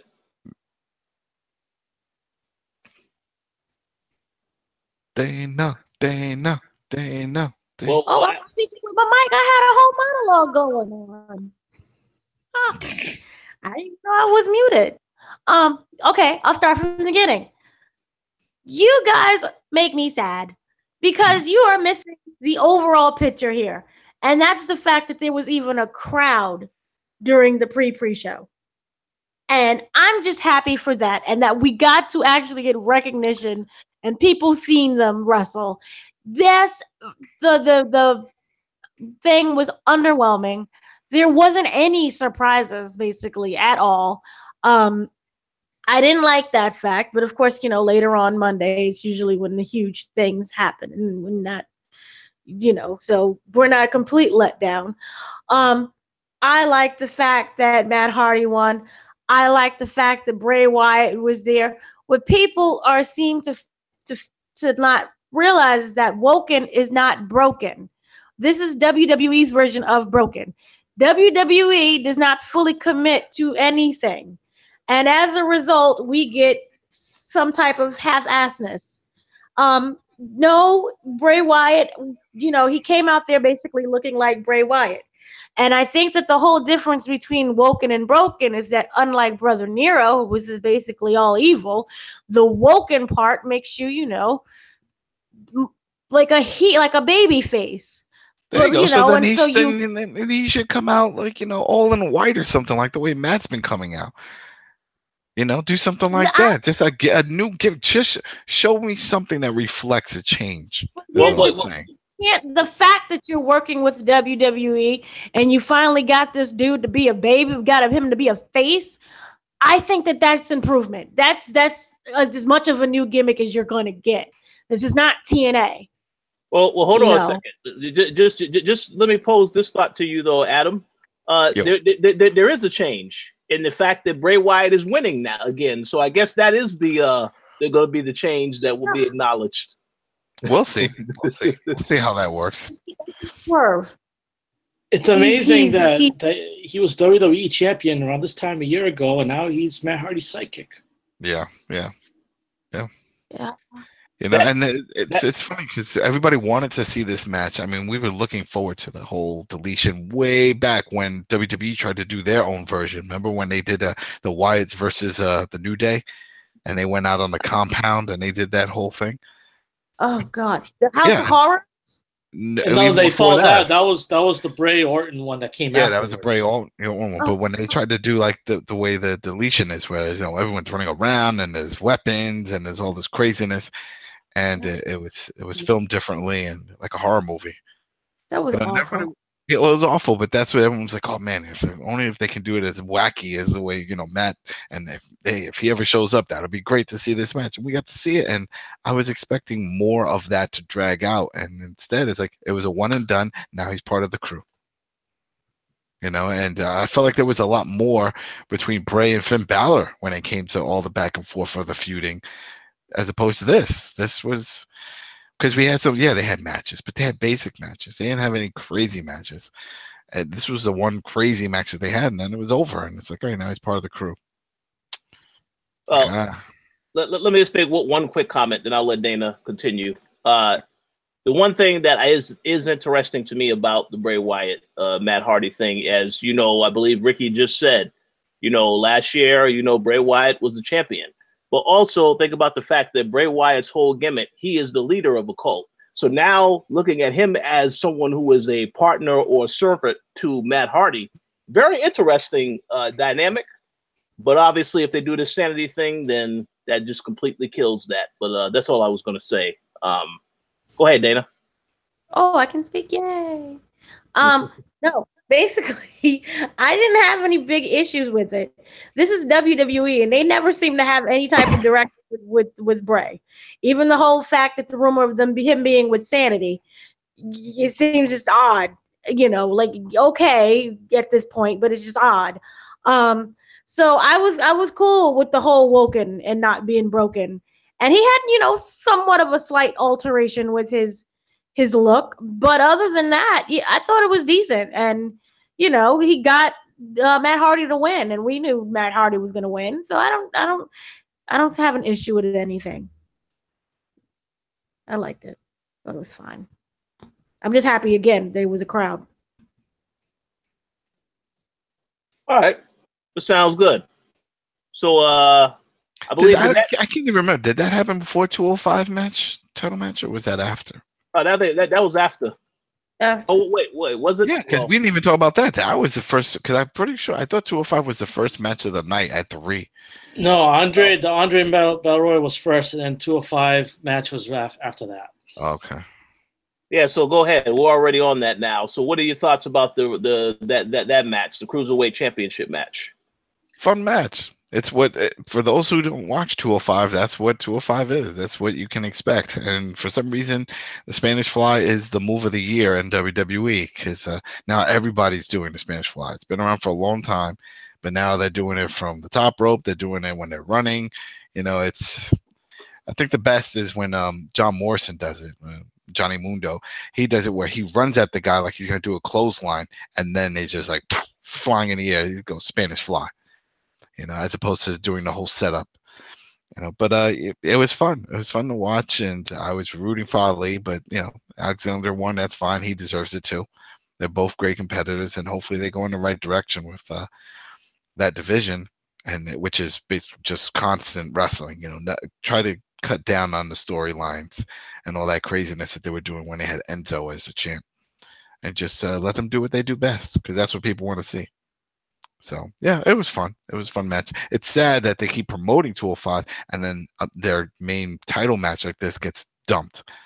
And part of me was thinking maybe they did this because they don't want to draw attention for those who haven't really been following, because they're always conscious about following the product. Always. Vince, they always say Vince is always conscious about it, which is why he always wants the announcers to say the name of the wrestlers constantly and not just say, oh, this guy, that guy. He wants everyone to know their names. He always wants recaps, constant recaps. That's why every match always has to have these long ass recaps. So maybe he was afraid that if people saw this for a title match of 205, they'd be like, but what about Enzo? Isn't Enzo over there? Isn't he their champ? And then bring that discussion. So maybe that was the reason why. But then again, they buried the last time with Austin Aries and Neville. That was also buried, and they know right off the bat that they don't get that WrestleMania payout. You don't get it if you're not on the main event. You don't get that payout. And that was another issue with Neville and Austin Aries. They found out the hard way because they thought it was going to be relevant. Like, well, we're one of the big shows now, right?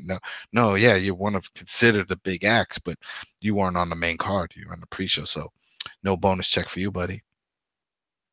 So that's a smack in the face. I just wish if they really lived up to what they want, which is, the 205 Cruiserweight, this is legit, watch it, then you should have put it on the main stage.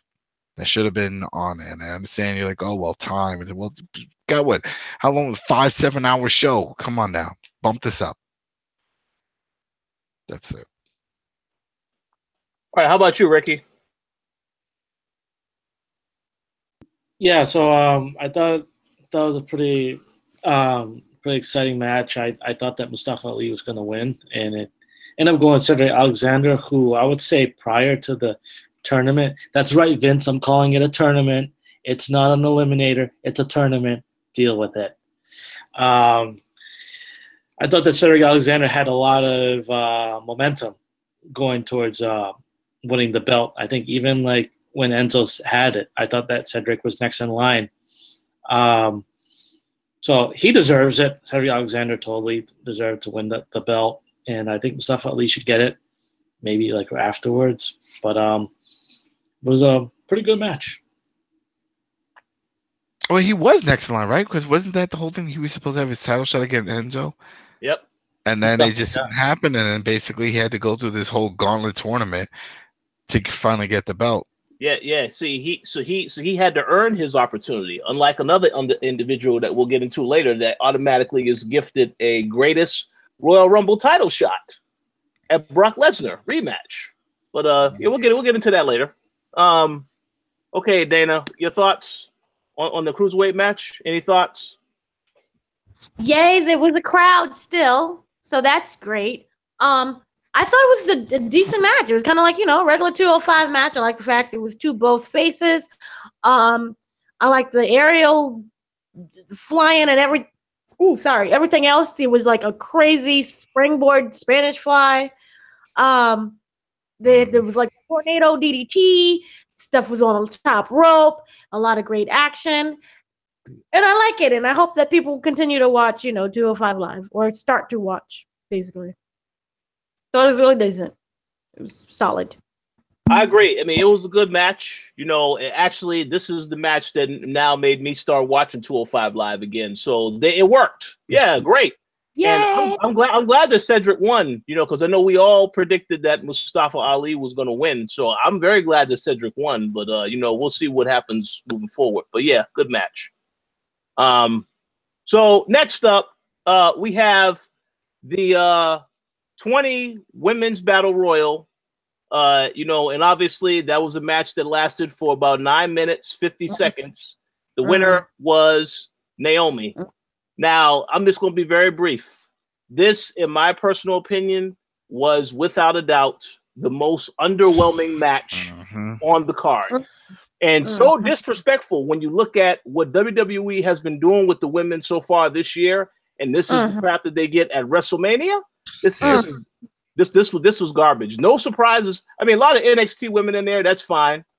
But I mean, it just well, there was a surprise. That horrible finish. That was a surprise. The person stayed outside the entire time, and then they come right back in. Come on now. It was a disaster. It was disrespectful. Disrespectful to women, disrespectful to these wrestlers, disrespectful to the fans. It's like Jesus. It was awful. Let me explain the whole thing from the very beginning why it was just a mess. there was no introductions to anything. So say if you don't watch NXT, you had no idea what was going on. You just knew there was a bunch of random women and everything was just chaotic.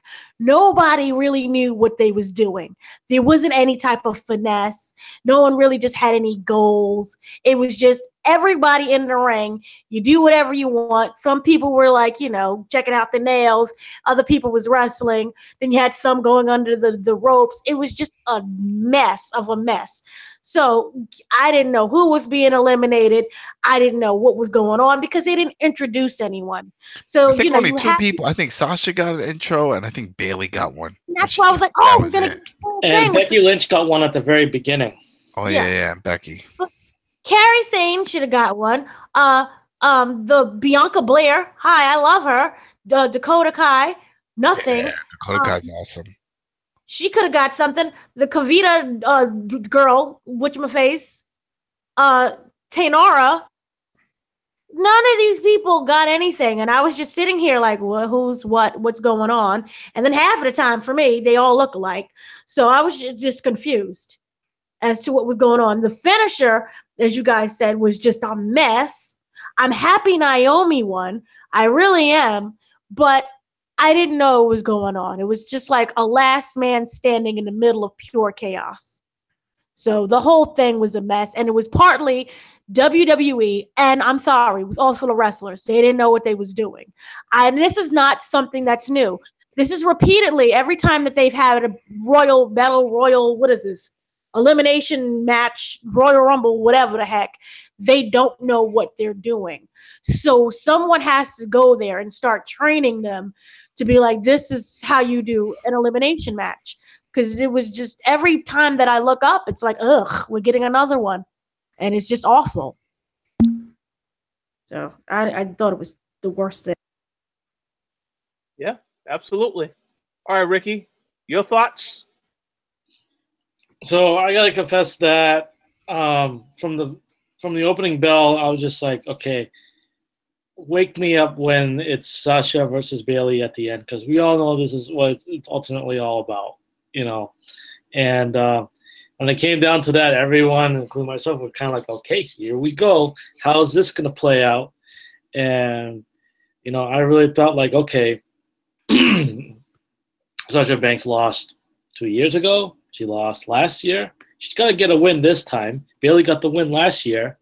But then but then Bailey, eliminates Sasha. And we're thought like, oh, wow, they actually have Bailey win it. And then Naomi comes out of nowhere like, wait, where is she? Like, I didn't even notice her being outside the ring. And then having Naomi win was really random. And it's like, what was the point of that? Because, again, Naomi got a big win last year. They got to spread the love a bit, I think. And I don't know. This is why I don't get too invested in a lot of the women's stuff, because they don't even know what they're doing.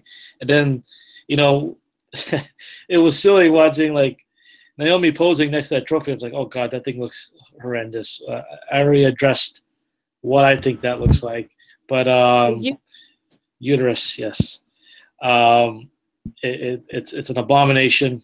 But I guess the one thing is that mercifully it was a short battle royal. But it's something that the women don't deserve. They deserve a better showcase than that. But it is what it is. That battle royal kind of sucked. So that's my thought on that. All right. Wasn't that Indian woman, the tall one in it? Yeah, the Indian woman was in there. They sort of brought that up, but they didn't focus on it. God, awful. And I don't even know why she's even in the WWE. I'm sorry, she can't wrestle. She's there because they're gonna groom her. That's when they only brought up the fact that she was trained by the Great Khali, and she's gonna help when they go to certain markets. But she can't go to Saudi Arabia because of their whole thing with women. So she's not going on that tour. That's even worse. You're going to be groomed by Khali, who can't wrestle either? He only killed one person. Oh, okay. Remember, I sent you that video. Yeah. Yeah, absolutely. Oh. All All right, so Adam, you have anything to add, or can we move on? Yeah, I got something to add. That shit could have been in the pre-show, and could have put the cruiserweight title that actually matters to fill that spot. Well, here's the thing. That was in the pre-show. It was that? That was in the second pre-show? Oh, no. Kickoff. Yeah. All three of the matches we discussed. Ricky, how long did you sit there? Let's see. What time did we get in there? The gates opened. Let's see. It was 2:30 Central, so that would be about 3:30 Eastern. The kickoff started at 5 p.m. Yeah. I think we figured out that that 4 o'clock Central was when the kickoff show was gonna start. And then I think it was maybe, what was it, 4:15 or 15 minutes later that they started with the Andre Battle Royal or something like that. I'd have to double check, but you see, if it was from 4 Central, it was from 4 Central till 11. What was it, 11:30 Central? And we got out, so that was 7 hours. 7 hours. 7 hours. How many times did you go to the bathroom? Did you get any food? I only went and got food once, and shame on you, Superdome staff. I ordered a sausage. You gave me a hot dog. You totally ripped me off. Oh. It was still tasty because I was starving, but I got some beers. I had to go bathroom a couple times. So I say I got up from the seat maybe on 3 occasions out of the whole 7 hours. I try not to get up too much because I was in the middle of the row, so it's going through a lot of people each time. And I had one guy, and this is kind of a random story. I had one guy give me crap for it at TakeOver when coming back, and he was just oh, give me a break, Could you just wait 1 more second, and all stuff I don't mind getting up for you, but come on. And I thought that he was just kind of ribbing me, but he just kept going on, and I was just what the fuck is wrong with you, man? Apparently you've never been to these events before. You could have had your own dog match right there and punch them in the face. Oh, I would have loved to. Oh my god, I wanted to throttle him, but yeah, it's a family show. Can't do anything like that. But WrestleMania was fine. People didn't have much problem with having to get up and bathroom breaks and all that. But you had to time things just right. And in fact, I will go into what my bathroom break match was later on. Yeah, the pre-show was 2 hours, and most of the time when there wasn't wrestling, it was basically them testing out the lights and all that stuff. And every time they would test the lights, the fans were woo, because they think show's starting or whatever. And it's interesting to note that all the stuff's on tape delay. So when the pre-show, when you see them all on the table talking, at analysts and everything like that, they tape that first and then they show it after, because I think that at the time that you see it on the network, they're having a match. They don't want the match happening behind them or something. So that's one thing that I noticed, that they would be doing their thing at the table, and we could see up on the ceiling, because there was a ceiling above where the section I was at, and we could see the TVs, and the TV, they're not showing the people at the desk yet. You see them 5 or 10 minutes later. I thought that was interesting, but yeah. The bathroom, was it long lines? Was the food expensive? Food was expensive. Beer was expensive. Everything was expensive. As far as the lines, they were long unless you timed it just right. There was one match in particular. Actually, if I remember correctly, it was at the end of the mixed tag match. I went for my first bathroom run, and it was right when it ended. The celebrating in the ring.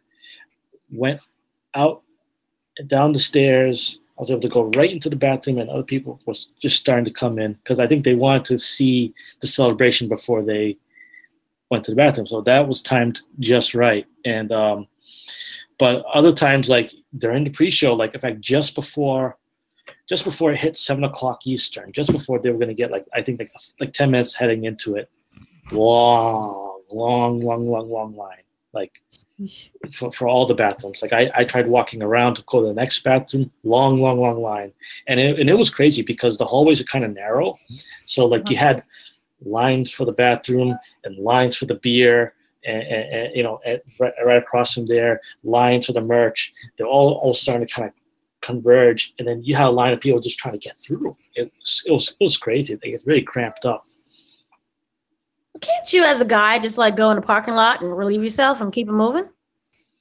You can go in the parking lot if you're in the parking lot, but once you're inside that building, you have to make do inside there. And the one thing to note, and my friend Chad made this observation, that women's bathroom, no lines. You just go right in. It's a big disparity of men to women as far as these events go. It's like that everywhere, though. I feel like I was season ticket holder for soccer, New York Red Bulls, and when I would go, same thing. I mean, it was always long lines for the men and almost no lines to the women. I mean, my same friend, I think he went to a Taylor Swift concert and said that at the Taylor Swift concert, it was the reverse, where the women's bathroom had a long line and the men was short. So it really depends on your demographic. Yeah. True. Yeah. Mm-hmm. But, yeah, that's the pre-show. Yeah, very good points. Okay, so let's get to the main card, because I want to remind you guys there's about 11 more matches to get to.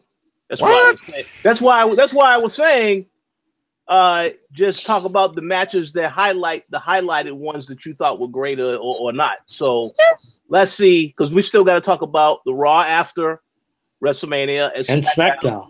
Yep. Are we not? And 205 and NXT. We got a hell of a show tonight. Yeah. So let's, we don't need to go into too much detail with the rest of these matches, because y'all said y'all didn't enjoy WrestleMania. So Words in my mouth. Can I just say yay to the Charlotte and Oscar match?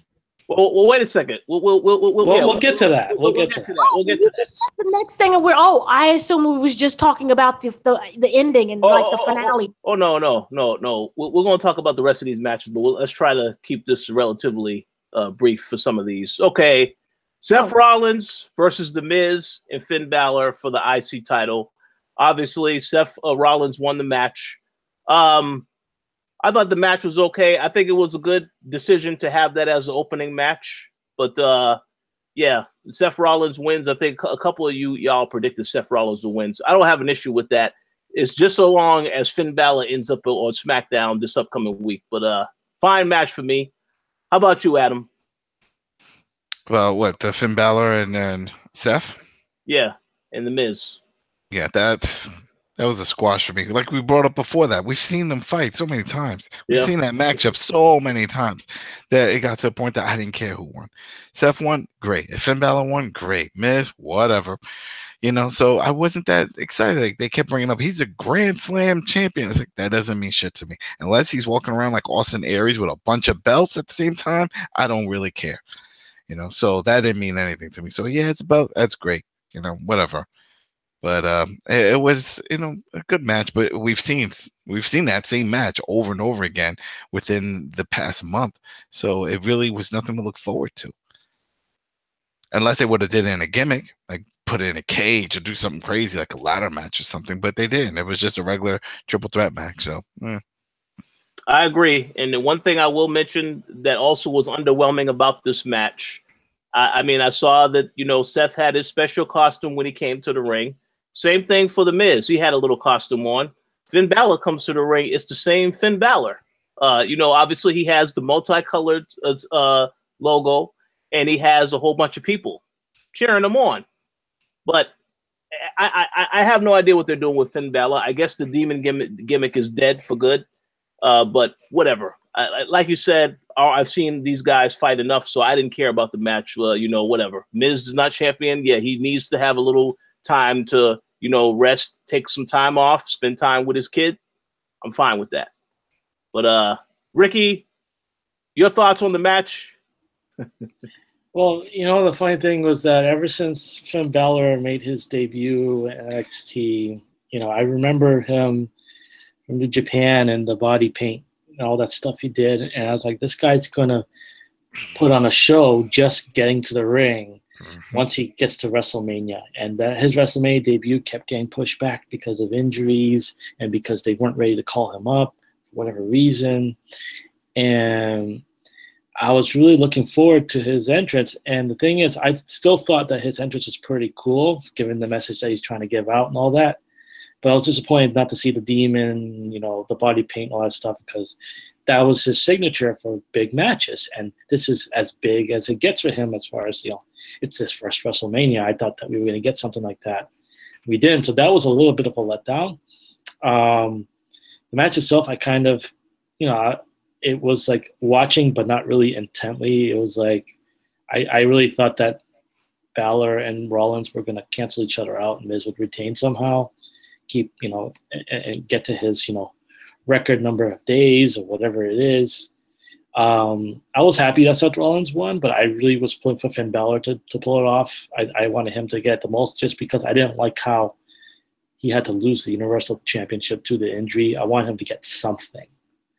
And, that time will come for him, whether it's the Universal belt or the WWE belt or one of the mid cards or whatever. The match itself kind of was underwhelming to me in general, though. Yep. Sounds good. Okay, Dana, any thoughts on this match? Okay, see, like you guys already said, I was kind of disappointed from the very beginning because we didn't get Demon Balor, and I thought it was really cool, like all those people that came out there, like say if they was all dressed in like the face paint as well, and they did like the huge salute, and then you would see like Balor come out with the salute thing, but he didn't do that. I don't know what was going on with that whole situation, but yay for him. The match overall for me, even though we've seen it 15,000 times, was decent. There was really nothing really bad to say about it. It moved pretty quickly. They got straight to the point. It was, nice finisher. Even though I kind of wish that the curve stomp or whatever they're calling it now would have been just a little bit more elaborate. Like, I feel that because it was WrestleMania, they could have just, remember how RKO last year was ridiculous? If they would have just did the stomp and made it like extra more ridiculous, then it really would have like shined through. But overall, I had no problems with it. It was decent. All right. We'll see if that tone continues. Next up, we have Charlotte Flair defending the SmackDown Women's Championship against Asuka. I thought the match was okay. I know that Asuka, her streak is now officially over. I'm very curious to see what WWE does with her next. But obviously, in my mind, when Charlotte won, I said, "Oh, so Charlotte is going to be facing Ronda next year," and this is built up for that to happen. So. It is what it is. It's fine.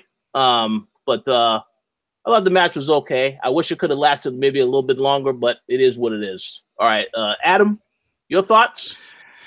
It was a good match, but I had a feeling what we knew of the result. But yeah, overall, it was a good match. It was entertaining to watch. So no complaints. It wasn't so great, but it wasn't so horrible. It was fun to watch. It was a good match. I liked it.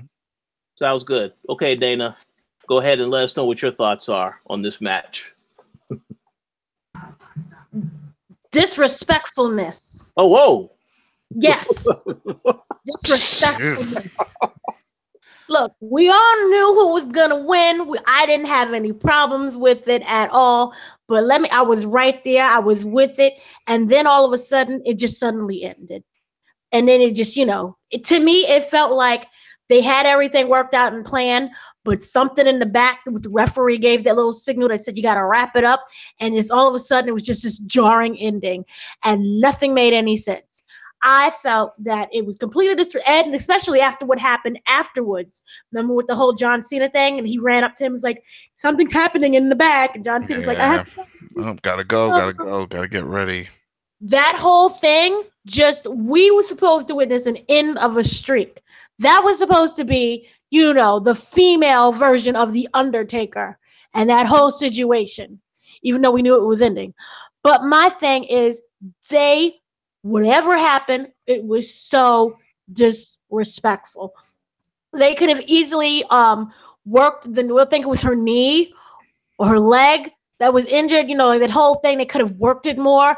They could have did way more spots. I think that what we had in the beginning was really great, but that ending and just how jarring it was, and you know, I thought it was disgusting.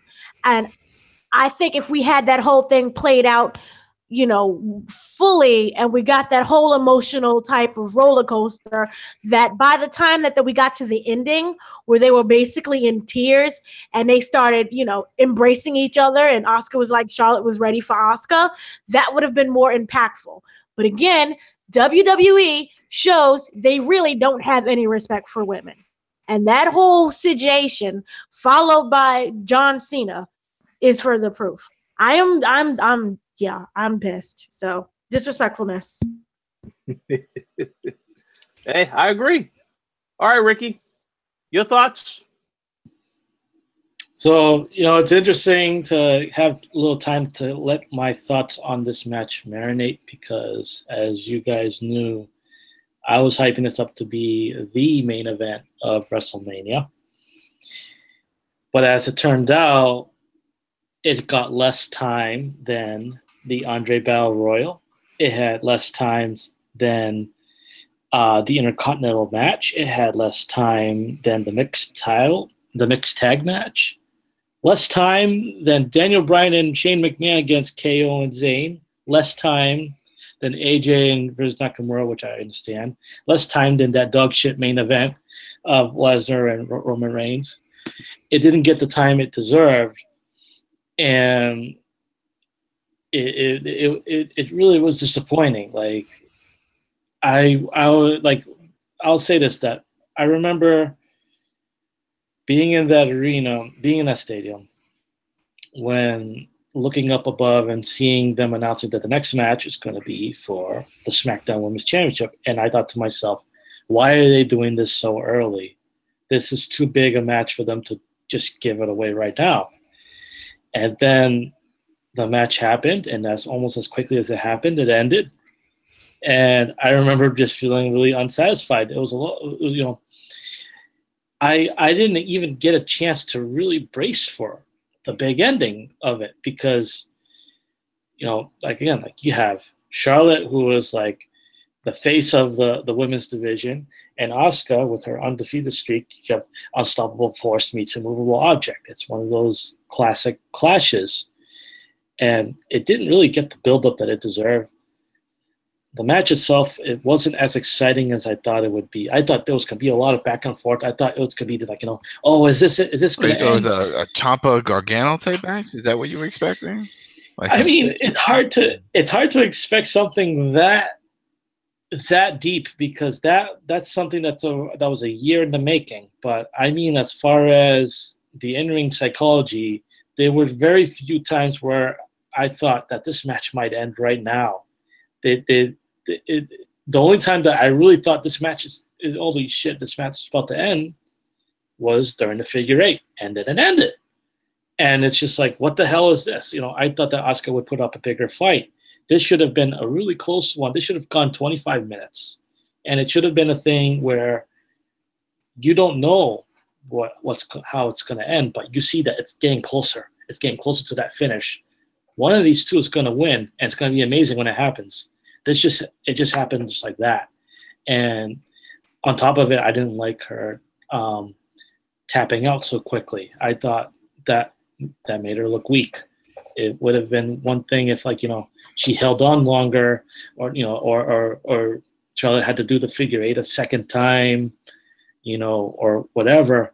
It never turned out like that. It was underwhelming altogether. It was one of the most disappointing matches of the whole card, in my opinion. Wow. Okay. Hey, I wasn't expecting that answer. That last part of that answer, very, very interesting. But I'm in agreement with a lot of everything that you said. I just want to add one thing, that it makes sense to have her drop the streak to Charlotte, because you figure if there's one person on the whole roster to do it, it would be Charlotte at that stage in that city. It makes sense. I just wish the match got its proper due. It just did not. So yeah, that's my thoughts on that. Preach. I agree. And since you pointed out, which you, as you already said, that was the worst match of the night, I'm now going to move on to the next match, which you did tell me before we started recording tonight. You know, this was by far the best match at WrestleMania. And obviously, I'm talking about the United States Championship match, where we had Jinder Mahal versus Randy Orton, Bobby Roode, and Rusev. Shit. So how do you say Rusev Day is canceled? Oh man. And allow me to add before you can continue. This to me was just a complete and utter disappointment, because I don't really understand why they had to give the belt to Jinder once again. Saudi Arabia. Well, Saudi Arabia, sure, but I mean, Rusev is over with the fans. I don't understand why they're like, well, no, we're not going to. And then, of course, as we will get into in a little bit later, SmackDown, again, they had another match to determine the number one contender. And again, Randy Orton. So Randy Orton versus Jinder again? Come on now. This is ridiculous. But yeah, this is a waste. I was disappointed with this match, but continue now. Adam, I think you had something you wanted to say. And the whole thing was, I was not hyped for this match at all, only because why is Randy Orton involved in this? Why are they throwing Jinder into this? If anybody deserved it, Rusev Day, come on now, go with the flow. You did it with Enzo. His shit was over, and you're like, you know what? Let's give it to him. Let's see what happens. You know, I mean, if he didn't have that outside interference, who knows? I mean, it's a good thing it did, because 205 became a better show. But the point is, when someone is getting that over, help them out. That was Rusev Day. Come on now. It just seemed like a no-brainer, and it was a no-brainer because no one thought about doing this shit, and it didn't happen. Instead, we got this horrible outcome. So, could care less. I was like, this is like one disappointment after another. It's like smack. And it's, I want to enjoy it. Do I like the athleticism? Yes, I find all of it. But if I'm going on the side of what we all care about most of the time is just the storyline, and just, you know, tell me the story. This is what we're watching. We see a progression. I don't see any progression here. It's like, okay, now Jinder has it. Now what? Ugh. Yeah, I agree. Okay, Ricky, now do you want to defend the match that you said that you enjoyed the most? Oh yeah, no, it was a 5-star, 6-star match. Totally no. Let me tell you something, man. Like, I was expecting this Rusev Day thing to be one of the largest pops of the night. Mm-hmm. I thought that him winning the belt, the place would explode and everything, and that never happened. There was just a lot of, you know, shock, the Jinder winning, a lot of shaking of heads. I think the thing is that Vince and Kevin Dunn have a hard-on for those shock expressions. So it's like, we're going to shock everyone by giving you the result that you don't expect. We're going to give you a result for every match. Just not like, you know, the Rusev winning made the most sense. They thought there's no reason for them to insert him into the match last second unless they're going to put the belt on him. And they didn't do that. And the thing with Jinder Mahal having the United States Championship, now, I would go a little bit against the grain here and think that he's one of those characters that is, if you're going to do the evil, you know, the foreign heel thing, that it makes sense to put the U.S. strap on him. I just think they should have done that sooner and had him head into WrestleMania with it, not put it on Randy Orton, because now you just hot potatoed it from Bobby Roode to Randy Orton to Jinder Mahal for what? You know, they should have given it to Jinder Mahal when they had that tournament to determine after Dolph Ziggler dropped it. Have Jinder win that. You know, have it win it right there. He'll go into WrestleMania with it. Then have Randy Orton win it, or have Bobby Roode win it, or have Rusev win it. Any of those outcomes would have been fine. Having Jinder Mahal win it there at WrestleMania, it was, to me, it seemed more like a pat in the back, like, okay, you know, thanks for holding the WWE title hostage last year, and for us trying to appeal to the India demographic. It didn't quite work out the way we thought, but here's the U.S. title, you know? And I think it was kind of like Vince's, you know, consolation prize to Jinder. That's the only thing I could think about. But the match itself was crap, and it's, you know, it's funny how critical I'm being right now, because I still thought that the show in general was fun to watch, maybe because I was there live and, you know, the crowd interactions and with my friends and having beers, things like that, it does make a difference compared to watching it at home. But and I know I'm spoiling a little bit of my overall take on it. I thought that WrestleMania 30, when it happened in New Orleans, was better overall than this one. But and I thought the crowd was more lively for that. But yeah, like I even thinking about the battle, I'm rambling a little bit here, I understand. But the first Andre Battle Royal, when Cesaro eliminated Big Show, you remember he lifted him up, and everyone was like, "Oh!" You know, it was such an amazing reaction. And it's one of those that I always go back to, and I get goosebumps when I watch it because it was so cool.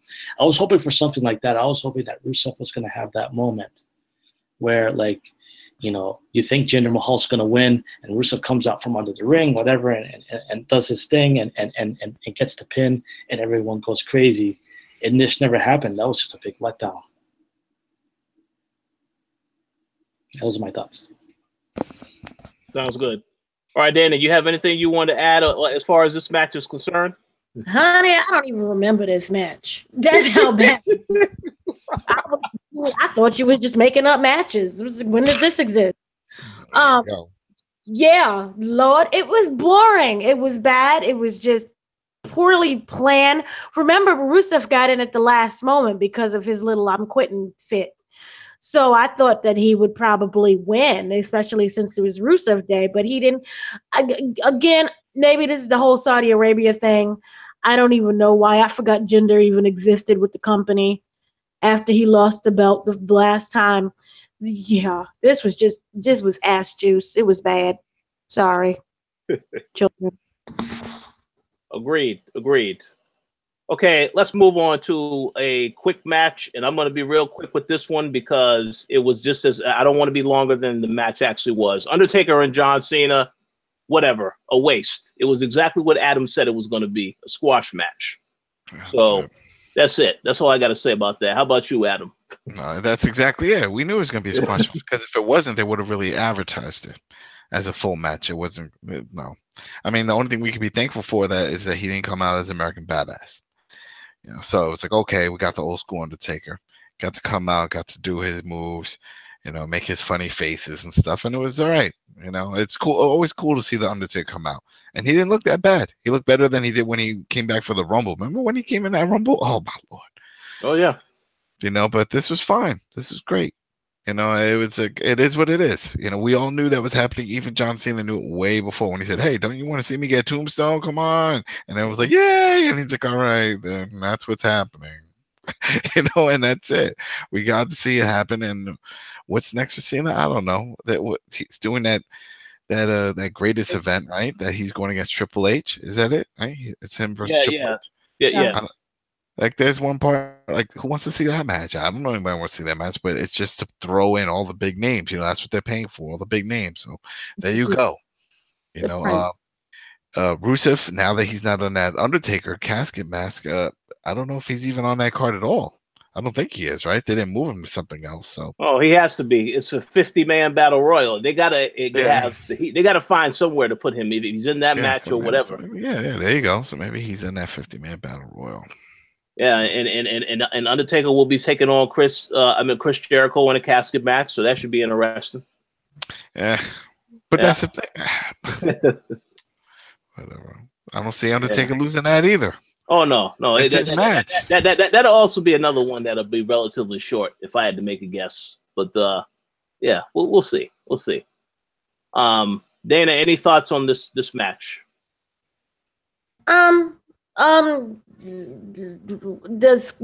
Okay. See, that was purposeless, but y'all are WrestleMania fans. Every year, y'all keep dragging out this man who's half dead and just wants to retire and probably have more babies with Michelle McCool. So it's all your fault why we got this. I don't think they have any kids, right? Does he even have any kids with Sarah? I don't even think he has kids with Sarah. None that he knows of or claimed, but still. Who knows what's really going on? Yeah, this was just one of those drive-by matches where, Undertaker happened to be in town. So for like 30 minutes, he didn't have nothing to do. So they just drove him in and he did this 2-minute match. And that was it. It was really made no sense at all to even have him there. I guess to sell merchandise and to remind the people that he's still alive.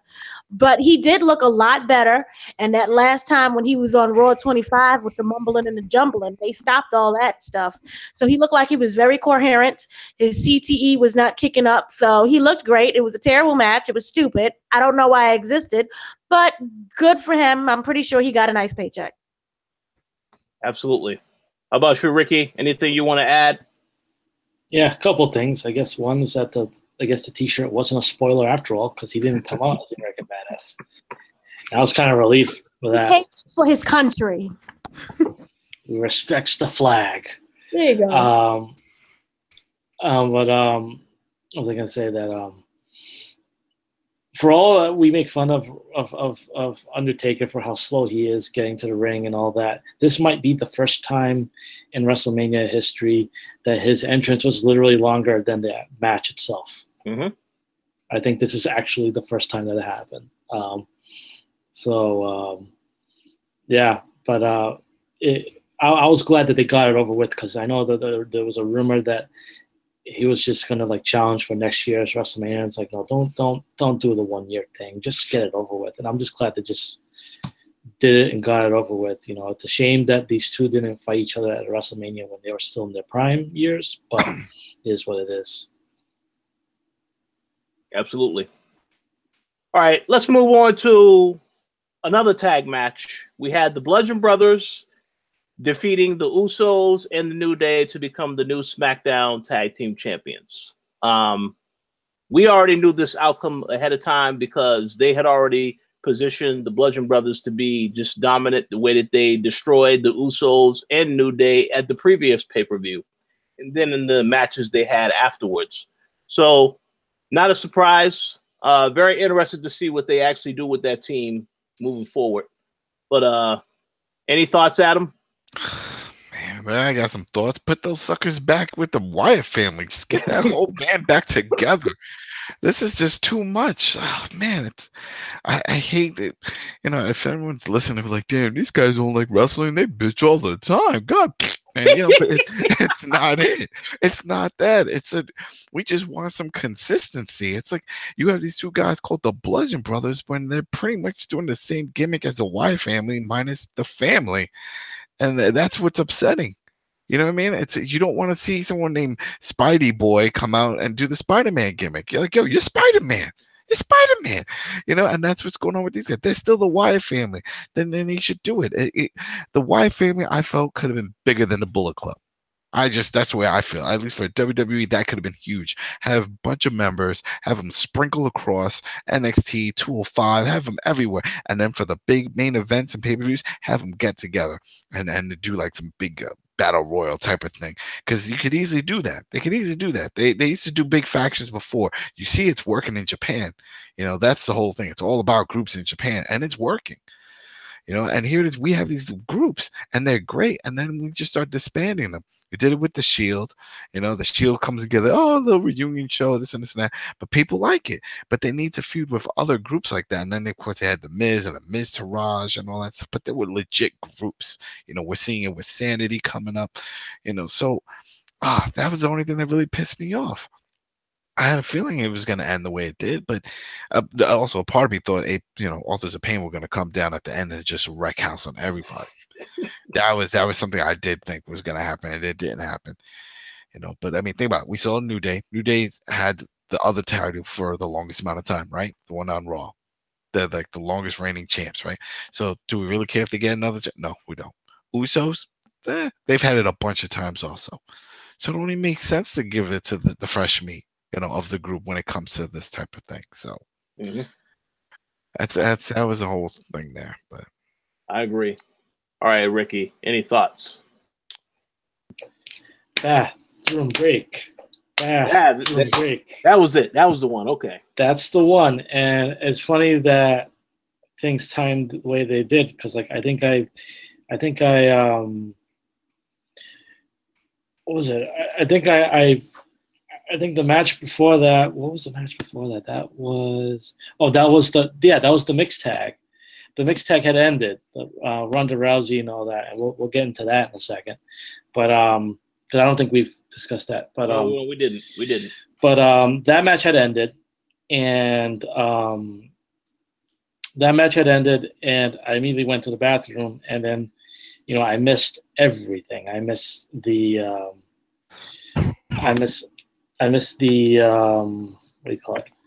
The entrances. I missed the match entirely because the match was short. I think, only five, almost 6 minutes, and it was over. What was I gonna say? That, like, by the time I went to the bathroom, got out, washed my hands and everything, waited in line, ordered a sausage, ended up with the damn hot dog. Didn't realize until I got back to my seat, but waited for my friend to get out of the beer line. The match was over, and Bludgeon Brothers were champions. And it's like, okay, well, I didn't miss much. And I want to say that 2 WrestleCasts ago, I said that this match was a dark horse for being a really good match, and it certainly did not live up to it, considering the talent that was in that ring. They just got the hell over with. But yeah, it was the match I probably ultimately was the least interested in on the main card. So I timed that bathroom break just right. I just don't care. Bludgeon Brothers won it. That's good for them. That's cool. But I still see the Wyatt family when I see them. So it's whatever. Yeah, interesting.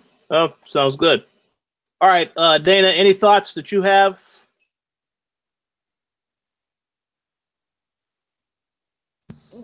Yeah, it was squash dillyumptious. Yeah, it was just basically a squash match. Happy for the Bludgeon Brothers. Don't know where they're going with this whole Wyatt family spinoff, but good for them. They deserve it. Luke Harper has been putting in work in the gym. I don't really care. All right, so I'm gonna go from that match to another quick match. There's a reason why I'm saving some of the better matches towards the end. This is another match. It's just whatever. Nia Jax defeating Alexa Bliss for the women's title.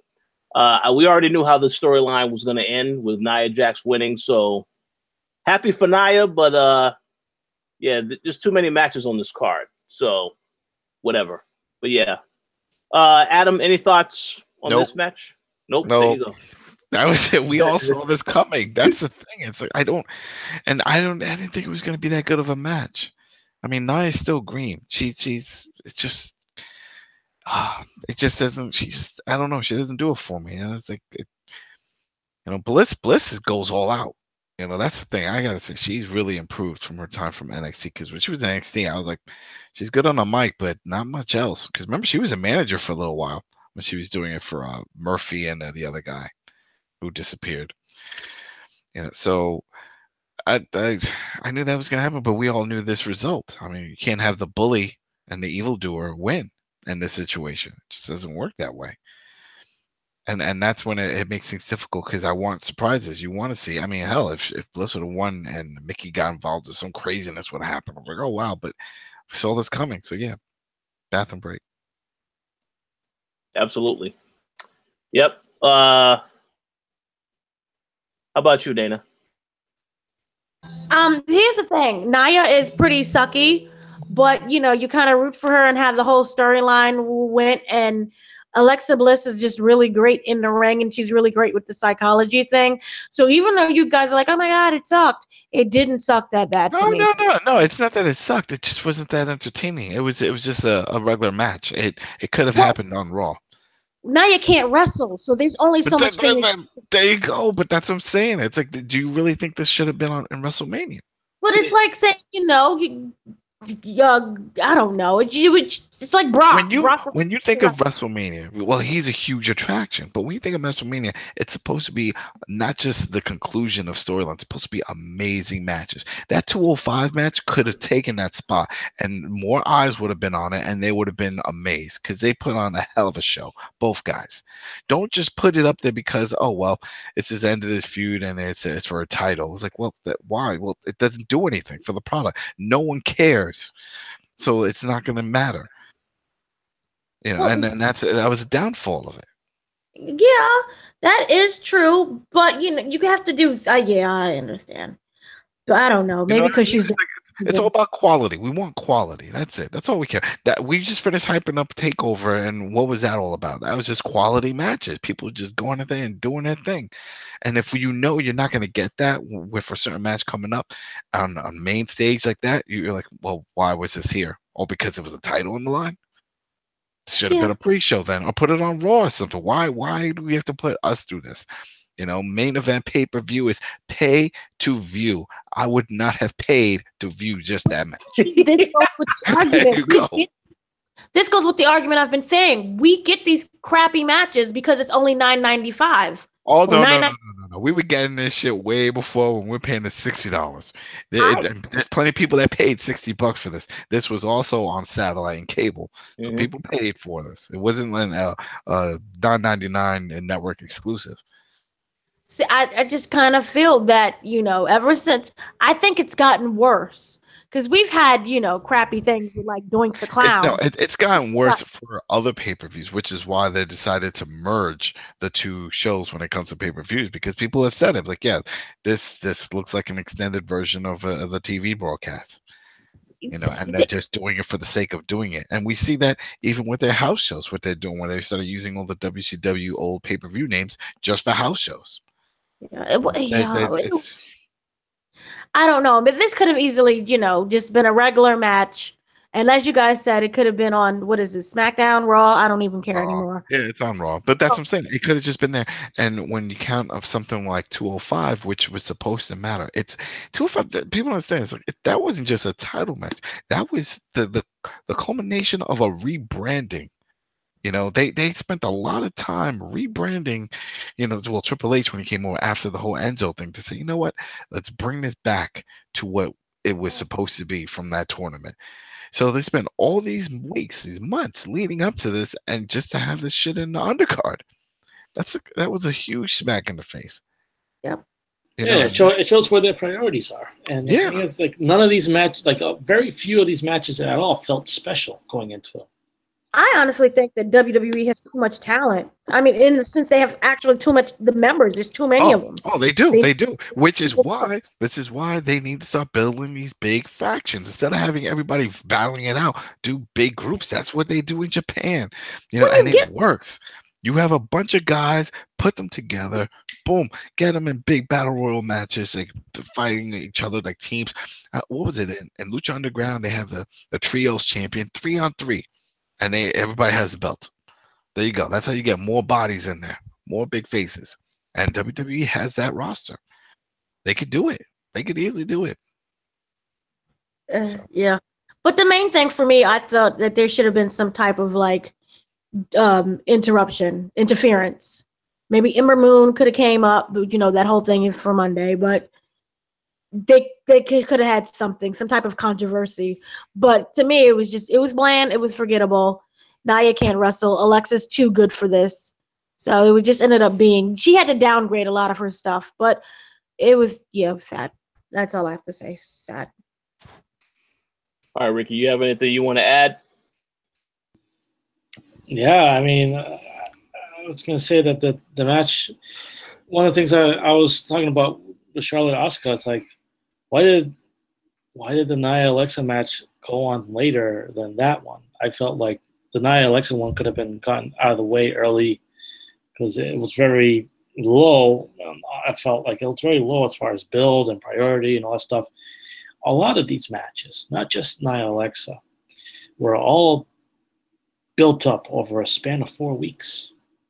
Like we weren't. This wasn't a thing where we were given months of something where we were a big build up, big anticipation. This is all last second. Like, oh, I need a dance partner. I'm gonna fight you, and we want people to care about this all of a sudden. It's just like, no, like that's not how it works. It's just, man. And then Nia winning is like, okay, that's cool and everything, but I thought that they were gonna get like. Granted, Alexa doesn't really need to be any more protected than she already is, but I was just a little surprised that they pulled the trigger on having Nia beat her right away like this. I thought they were gonna hold it off a little bit longer, but I don't really care that much for this match. The match, quite honestly, it didn't do anything for me. Sounds good. All right, 5 more matches. Oh my Lord. Yeah, that's what I'm saying. So let's keep this brief. All right, because some of these we don't need to talk a lot on. Let's go ahead and let's talk about this Braun Strowman and the little kid Nicholas Cone beating Cesaro and Sheamus. Now, I will say this. I understand that this is a WrestleMania moment, so whatever. And, you know, WWE is catered to kids, so whatever. But the fact of how they handled it the following night on Raw, where, okay, now we're going to, you know, we were going to just give up the titles now because Nicholas has other commitments. While that looks cute, all that tells me is that they had absolutely nothing whatsoever for Braun at WrestleMania. Nothing. And if you're a Braun fan, you gotta be a little disappointed about that. But that's all I got to say about that. So go ahead, Adam. What do you have to say about this match? That was fun at first. I'm like, oh, this is cool. You get the kid. The best part of that match was when Braun is down in the ring and the kid was like, psst, and he puts his hand out. I'm like, oh, that's awesome. Because he was like, you know what, do it. And he tagged him, and you knew he wasn't going to do anything, but it's just so fun to see. You know, and that was cool. Okay, he won the title. But what I thought was going to happen leading into Raw was like, yeah, obviously the kid can't get into it. But he was going to say, but I got another partner. And I was like, well, all right. I mean, you're still a tag team guy. And that it was going to be a rotation. And that was how they were going to bring in other people, you know, and have them tag with this guy. And then, you know, next Raw is like, all right, so Braun, you're going to defend your title? Yeah, but I didn't get along with my last partner. Now I got, you know, I don't know, bring somebody else. I thought that would have been fun. Instead, it's just like, we're just giving the damn belts back. Here, take it. You know, and then so you lead up to a tournament. That was BS. There was no reason for that. And like you said, it's just like as if the whole thing was pointless. It was just one big spoof for him to go for the titles. And what did it prove? That he's big enough to beat 2 men. We know that. You know, and so he could get the tag titles whenever he wants, I guess so. You know, he could have easily just said, you know what, hey, he can't wrestle. He's got other commitments, but I found somebody who can, and then bring the Big Show out. You know, that they could have did that. They could have did all kinds of things. They could have had somebody else from NXT come up.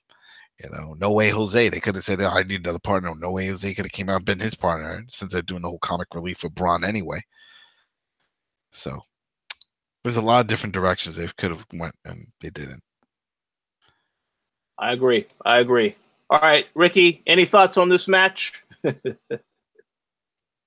It's pretty much debatable that Nicholas got the pop of the night when he got tagged in. It was everyone seemed to get a kick out of it. I did too. Yeah. I thought, you know, I was like, oh my God, they actually have the kid in there. I thought that like they were gonna do something where Braun does his, you know, body slam, but then he would have Nicholas go in and do the pin. That would have been a cool thing. Yeah.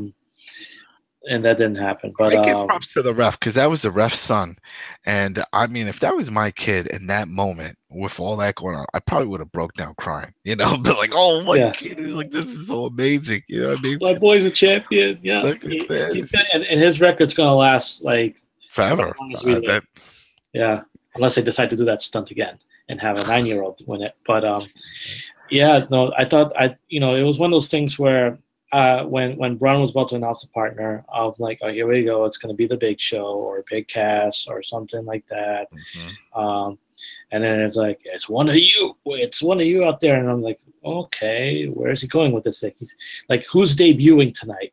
Because I was expecting a natural wrestler. Yeah, I thought it was like that. He's just going to grab somebody who was like, yeah, I'm a, you know what I mean? Like what they did with Santino. And what's funny is that I read that Tanahashi was in the floor level, and there was some people pointing at him like, get him in there, you know. That would have been pretty badass. Oh, damn, what was it?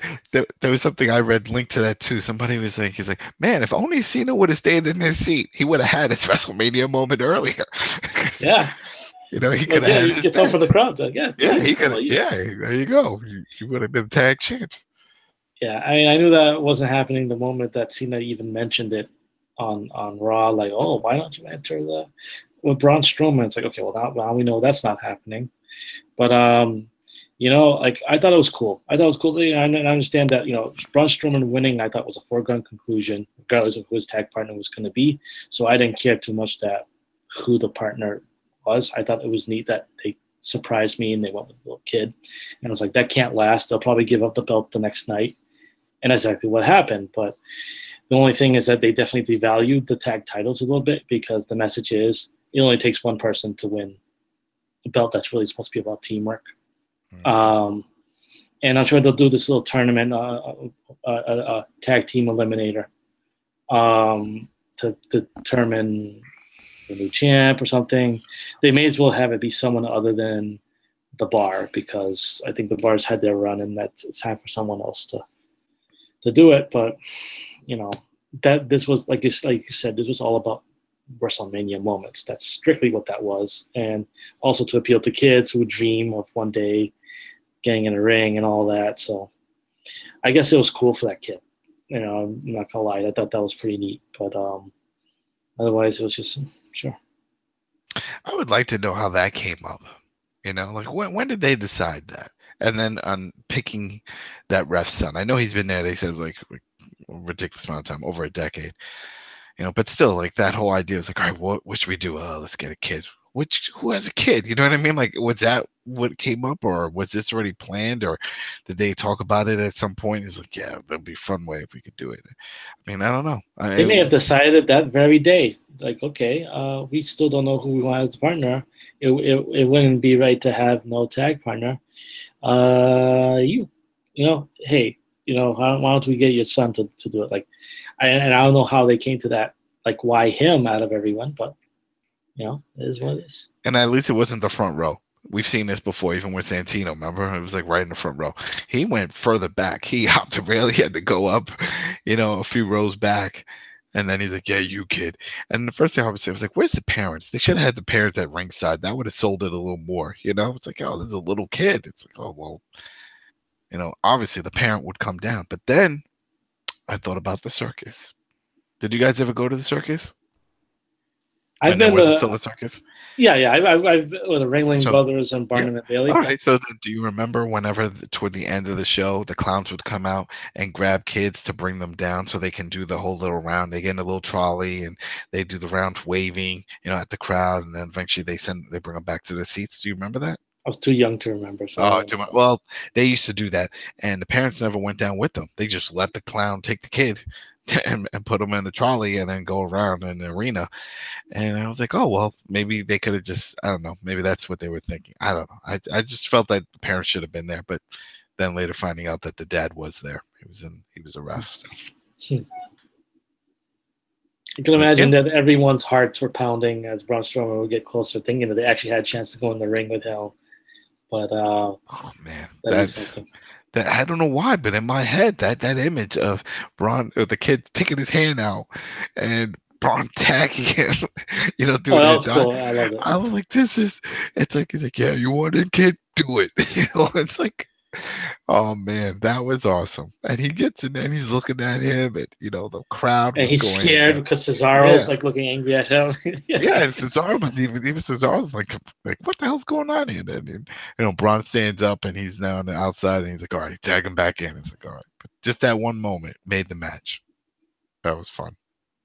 Yeah, and for any of you complaining about it, wrestling's supposed to be fun. And it's all linked because on Monday when I was watching Raw and I was with my daughter, and my daughter's 6 and she was watching him, I said, oh, she's the little boy with the belt. I was like, yeah, he won the championship. And then my wife comes over and was like, no little kid won a championship. I'm like, take a look, he won it. And then they start announcing we're going to give up the belts. It's like, what are you watching? How did that happen? It's like, oh, see, we should have watched Mania.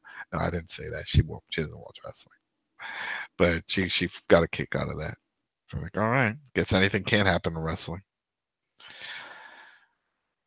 Absolutely. All right, Dana, you have any thoughts? Yes.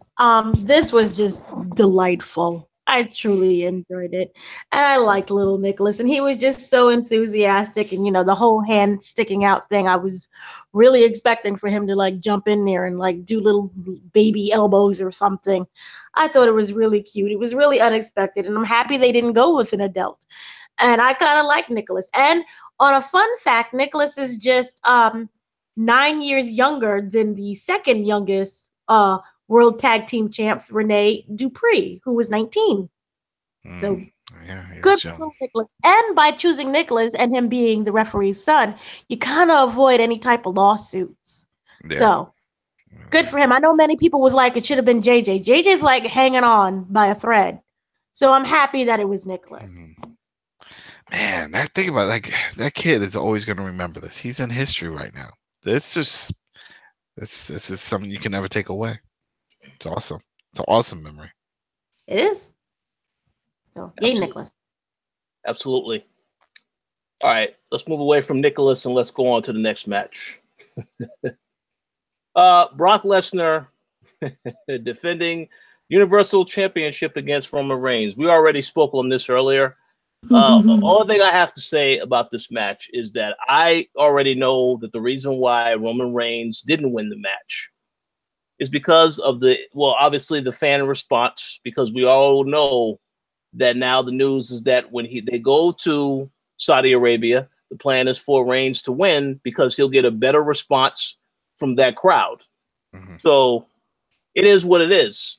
Now, I personally think that everyone already knew, they already predicted, we already know how this story ends. You have Roman Reigns take 5 F5s or actually 6, because he took 5 before he took that final one. I just don't know why you just don't pull the trigger and just have him win. Why drag this out any further?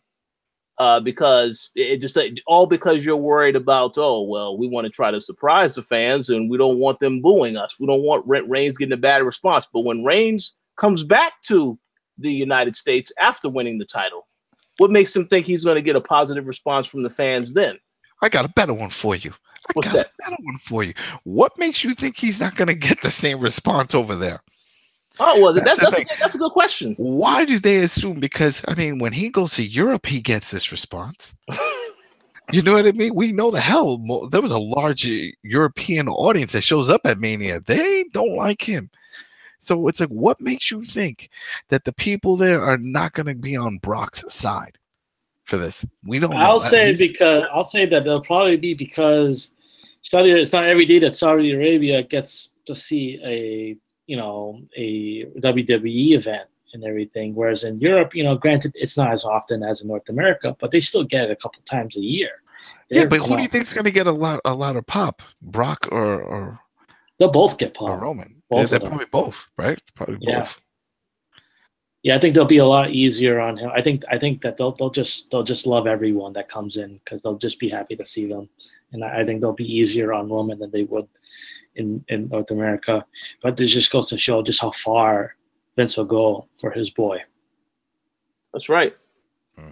So, I mean, I guess you could say I wasn't expecting Brock to win. I know Dana said she expected it. I wasn't expecting it because I was like, you spend all this time building up the storyline. Roman is the guy. The Raw that I was at in Atlanta, they had this guy come out there and part like he was parting the sea of his fellow wrestlers to say, hey, no, this is the guy. All of this building to the moment when he's going to get that title. So I was like, oh yeah, Roman Reigns is going to win. But I guess, we had to switch it up to try and shock the fans. But either way, it's going. I mean, the funny thing about all this is that when Reigns had his promo on Raw the following night, he as he said, you can put me in the ring with Brock Lesnar as many times as you want. Either way, it's the same result. So I don't understand why you just don't just go ahead and just give us the result now. But whatever, who cares? That's what I think about the match. So Adam, you have anything else you want to add? Yeah. Overall, I gotta say I did like the match. I mean, there's one thing that Roman's good at. There's one real thing he's good at, and it's selling. He can sell. He took a lot of bumps. Especially some hard bumps, Brock looked like he just didn't give a shit, was tossing his body around and banging him against the table in some awkward positions, not fully lifting him when he was doing those suplexes and dropping him on his head and shit. Real lazy. It felt like Brock was just real lazy, but then at the same time, it also came off as real brutal. So I'm like, shit. I'm like, this is, and we've heard that before. We've heard that, especially with Dean Ambrose say that Brock is just almost like a cocky, I don't give a shit in this match, and really doesn't show that much consideration for his opponents. Just tossing them around and shit. Like, oh, well, if I do my German and you don't go all the way over, whatever. And so it was a lot of that. And yeah, it kind of, the same thing. I saw it. I thought Roman was still going to pull it out. But then after the second F5, I'm like, oh, man, really? They're going to do that? Then the third. Then the fourth. And I'm like, what's going on here? I was like, I mean, is he going to set up for the super one? Because remember, he does, if he can't beat you with the spear, he does the super spear, which is the running the ropes. Where he ducks under your arm when you go for a clothesline, hits the other rope, and supposedly that gives him even more speed, and then he bangs you. But then when that got blocked, I'm like, I don't know if he's gonna win. There's something, and then out of nowhere, which really wasn't needed if you think about it, because he was already getting his ass beat, for Brock to take off the gloves and start pounding on him. And the first thing I thought was they're just gonna stop the fight, like what happened with Randy Orton. I'm like, oh, here we go. He's going to bust him up. But not only does he do that, but he gets a clean win. And I'm like, oh, this was an ass whooping. Like, think about that. Like, there was no joke about it. This wasn't a competition. This wasn't to see Roman win. This was to see Brock do what Brock does and kick his ass. We saw that with Cena. When Suplex City was created, and there was a lot of shock in that, because remember, there was a lot of hype for that match. And then all of a sudden, 15 suplexes in a row or some shit. I'm like, what the hell did we just watch? And there was the same thing. It's like they were really hyping this, like you said, with the parting of the sea. I'm gonna kick his ass. You got manhandled bad. It wasn't even a close match, the way they booked it. So to bring him, because you brought it up with the Raw, and for him to come out and say, well, eventually I'm gonna win, it doesn't matter. You're still like 15-1 against the dude. It's not gonna work. So even if he wins, it doesn't matter. But for him to come out and then he gets that rematch, which makes no sense. I mean, you didn't give Samoa Joe the rematch like that when he lost. You didn't give Braun the rematch like that. Why does this man who keeps losing to him and cleanly losing to him and taking an ass whooping, why does he keep getting a shot? And they don't explain that. They just say he's getting it. And that's why people also get pissed, because here it is, you're all about following the way they do it. Follow the story, follow how we create the top stars and the procedure and how they have to earn their title shot, right? They're always talking about, you need to earn your title shot and blah, blah, blah, blah, blah. Well, you're throwing that all out the window for Roman for some reason. And you're not saying why. And you think that the fans are dumb, but then at the same time, you're aware that they are aware, because then you throw them little nods and hints toward other things. So which one is it? Do you think everyone's stupid marks, or do you think they see what's happening here? And then they get pissed when they see what's happening, and then with Vince bitching about like why do people always booing and blah blah blah blah. It's because of this. Because of this, they see what you're doing. You're forcing it down their throats. They saw it happen with Cena. They got pissed with it, and now they're being more vocal about this, because at least Cena can talk on the mic. People can boo Cena all they want, cheer, but when he gets on the mic, no one boos anymore. They stop. They listen. They'll listen for his 15-minute little promo, because he can talk. He's entertaining. Roman can't even do that. So one thing I will add to, like you say, because everything you said, spot on, right on the mark. But it would be very foolish for someone to watch, even if it's a new person, to watch, like if they watched Raw for the very first time this past week, and then you hear the news that Roman Reigns gets an automatic title match, yet on the very same show, there's a tag tournament where people have to earn an opportunity to get a tag title shot. Then the following night on SmackDown, once again, these guys have to earn an opportunity to get into the tag title picture. So it doesn't make any kind of sense at all. And they also, and on that same SmackDown show, we also had somebody having to earn a shot at the U.S. title. Yeah. So it doesn't make any sense. Yeah. For them to say it's like, oh yeah, and he gets his rematch. No, that's not how that works. The champion, if he loses, gets his rematch because it's always a clause that they get the first rematch. Not the challenger. The challenger loses, you go to the back of the line. That's it. You lost. Who's up? Who's next? You don't just keep going until you win. It doesn't work that way. Yeah. You know, and if it does, make up some bullshit BS excuse. Give a reason. Give something. Just don't do it. It's just, it's sloppy. It was sloppy booking for that. That pissed me off. You know, if anything, make it a triple threat. Like, I want my rematch. You're not going to get it because somebody else is in line. And then they can have Joe come out or somebody. And it's like, would you be okay if he jumped in this match? Sure, why not? Two people, we could both beat the shit out of him and then we'll fight. There you go. You just fix that problem. But nope, he gets an instant rematch. Yeah, too much. All right, Dana, you have any thoughts on this match? I believe you. Wait, real quick. That's right. I was gonna. But then even that makes no sense because Joe did come out, remember? And Joe pointed out all the shit we just said. You lost clear. You got your ass whooped. Blah blah blah. But yeah, he still gets a fucking rematch. That made no sense. So then, if that's the case, and you're throwing it in our faces that you know that we know is bullshit, because you had Joe come out shoot that whole promo, what are you doing? Oh, well, Joe was just there to set up a match for Backlash, which will obviously be a title match because you're not going to just have Reigns go against Samoa Joe and with no title belt on the line. No, that's what it was, to set up that Backlash match in which Samoa Joe will lose. But that's what that's all about. But go ahead, Dana. Oh, I was going to just say that I predicted this. So yay me, I win. I don't understand. I understand why people are mad. But look, you guys didn't want Roman to win. And so, you ended up with Brock again. But that's okay. Well, Ricky, you were there. What was the reaction? Because I couldn't really hear it. I heard something. What was the reaction when Brock won? Cheers, right? There was cheers. There was like it was kind of like a sigh of relief, like, oh yeah, good. That's kind of, it was, when people left, it was still just about as desolate as it was the last couple of WrestleManias when Roman ended the show on top. But I think that the initial reaction was relief from the fans. Like, there were people kind of they cheered for Brock Lesnar getting the pin. It wasn't a huge pop, but it was still, like, I think it was a positive reaction from the fans because it was unexpected. Yeah. So yeah, overall it was just predictable for me. The blood situation, it was nice to see, Roman get tortured through the whole thing. So I'm for it. You think he deserves that rematch? No, I'm tired of him. But he got his ass beat. If someone gets his ass beat like that, should get a rematch, right? Isn't that how this works now? No, you already faced him 20,000 times.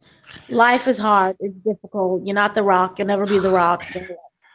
You know what they should do? They should have every damn gimmick match. Have him try to fight him in every Inferno match, a barbed wire match, and lose all of them.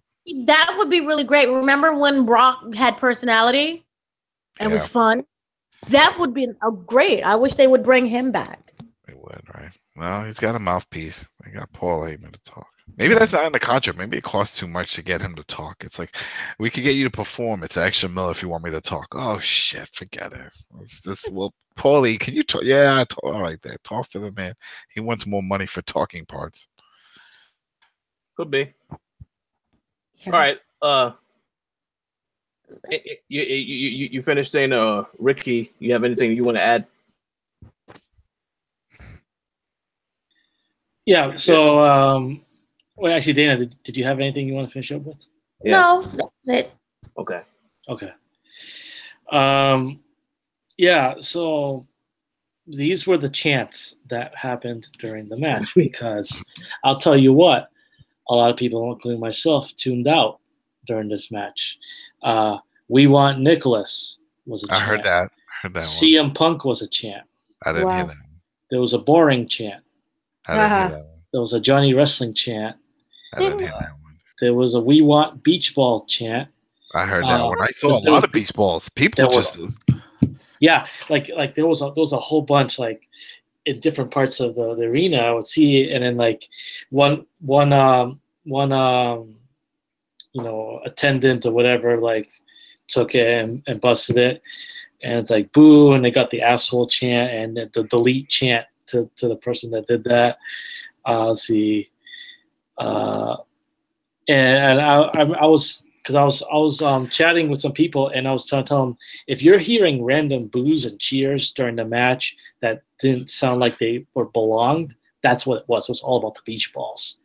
What was it? I heard another one was like, "We don't want this" or something like that, or there was something like that. It was like in reverse of when people would chant, "This is awesome." They were saying, "This is awful." This is awful. That's it. This is awful. That was it. It was a "This is awful" chant, and yeah, it completely no-sold the match, and part of it, to be perfectly honest, was that it was a long show, and you especially add that people were in New Orleans to party and get drunk and all this other stuff. People probably spent by the end of the night, and this match was not one that most people were really looking forward to. And I think we were just like, Roman, just get the pin and so we can go home. Just get it over with. We know this is what we want to happen. So when Brock Lesnar actually got the pin, it was kind of like, oh wow, maybe Brock Lesnar's staying. We weren't expecting that. And then I was kind of happy that Lesnar got the pin because it wasn't the usual coronation thing that they try to do every fucking year with Roman. Drop and all that stuff. Yeah, like stop trying to force us to like Roman Reigns. Let him earn that on his own. Don't stop it's obvious, it's obnoxious. But the initial shock and joy of a different ending was then followed by, oh crap, Brock is actually staying. Oh no, that's not good. So, and I actually remember hearing some people taking my last bathroom break before heading out the building. There was one guy in particular, one particular mark, who was like, "Why would you give the belt to a part-time guy who doesn't want to defend the belt?" And it makes no sense. And I'm just like, whatever, man. Like, it's just, that's how it's Brock Lesnar. Like that's Vince's part-time boy, and Roman Reigns. He's a big guy. Boy. I mean, I brought this up before, and for those listening, watching, go see it. That HBO special about Andre the Giant, that documentary, and they bring that up. It's like Vince feels like certain guys like that, big freaks of nature, are attractions, whether they can work full time or not. Because Andre, toward the end, could barely move, but he still wanted to be part of it. And shit, as long as he wanted to be part of it, Vince was gonna put him in there. Why? Because he was a draw. He was still Andre Giant. He was still 7'4", almost 400 pounds. And I think that's the way he sees Brock. He's like, yeah, is he part-time? Yeah. Does he get special? Yeah. It kind of sucks that we don't get to see him all the time. Yeah, but you know what? He's still a legit big man. He's still a freak of nature. He's still special. He's still an attraction. People still talk about him, and they're going to continue to talk about him unless he gets his ass severely beaten in UFC. People still going to talk, and he's still going to be a big deal. And that's why he has it. And if we had that choice, Roman or Brock, and we actually had the choice of knowing that Brock was going to stay, I would have just picked Brock, because hoping that the person he drops the belt to will be someone else than Roman. Yeah, Braun Strowman would be. There you go. Braun is see, that's the thing. Braun's over. He's making the money. People love him. He's great. He's a big man. He's legit, and still. But I guess because he's green and he hurts people. I don't know. They feel it's just not right to give it to him. But yeah, give it to Roman. Yeah, I don't know. Brock is past his prime. He's not. He's still, an attraction, I guess, but I still don't think he's as big of an attraction as he used to be. Definitely doesn't move in the ring like he used to. It's just the same suplex repeat thing. It's stale. That's the thing with me, is that it's very, very stale at this point. If you want to have Brock Lesnar around, fine, but don't put a belt on him, because now you're just wasting it. He is a belt. He is a living, walking belt. You beat Brock Lesnar, it's like winning a belt. So he doesn't need the rub. You give that to the other people. But yeah, that's my thought on that. Dog shit main event. Oh, absolutely. All right, so the next few matches to discuss. Oh, that cough sounds serious. Sorry.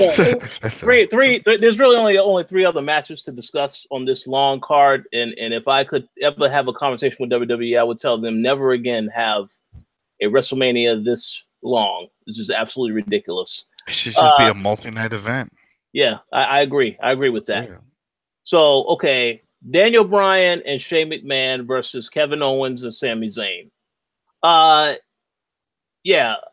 Daniel Bryan wins, obviously, in his return match. And, back in New Orleans where he won his previous match. So I was happy to see that. That's fine. That's great.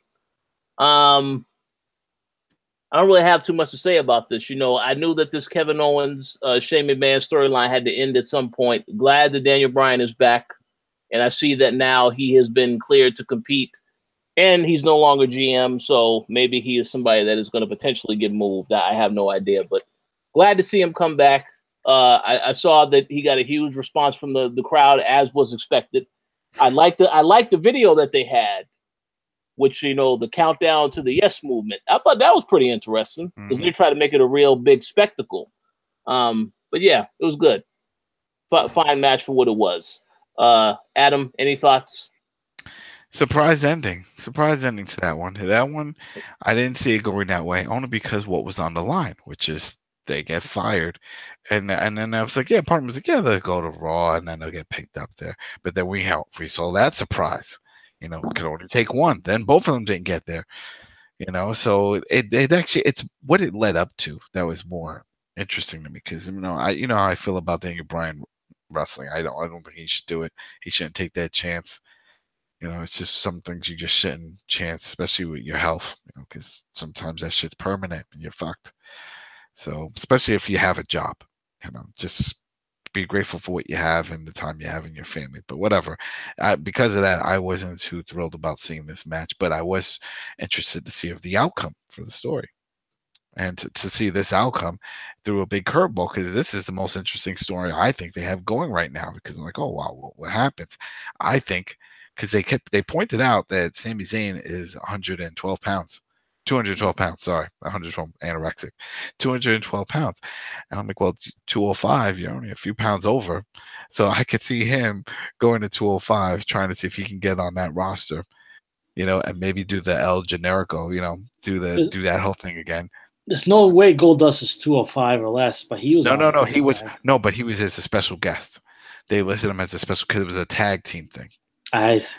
Yeah, he wasn't on the roster. He was just listed as a special because they for that story he needed a partner for a tag match, and he didn't have one, and it was on Raw.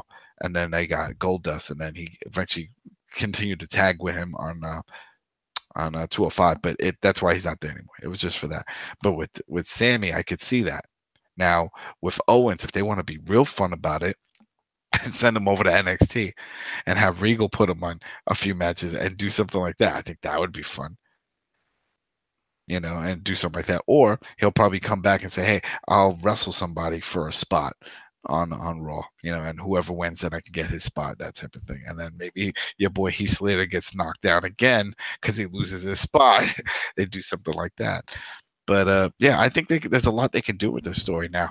Because at first I thought it was just going to be a quick, like we talked about, like maybe Shane turns on him, or Shane's the one that, because he's injured, he gets pinned. It's not, Daniel, and then that, so he still looks good, but they just didn't win the match, and these guys get to keep their jobs. But that didn't happen. So, it opens up a whole other avenue for the story-wise for both of those two men. So it should be fun.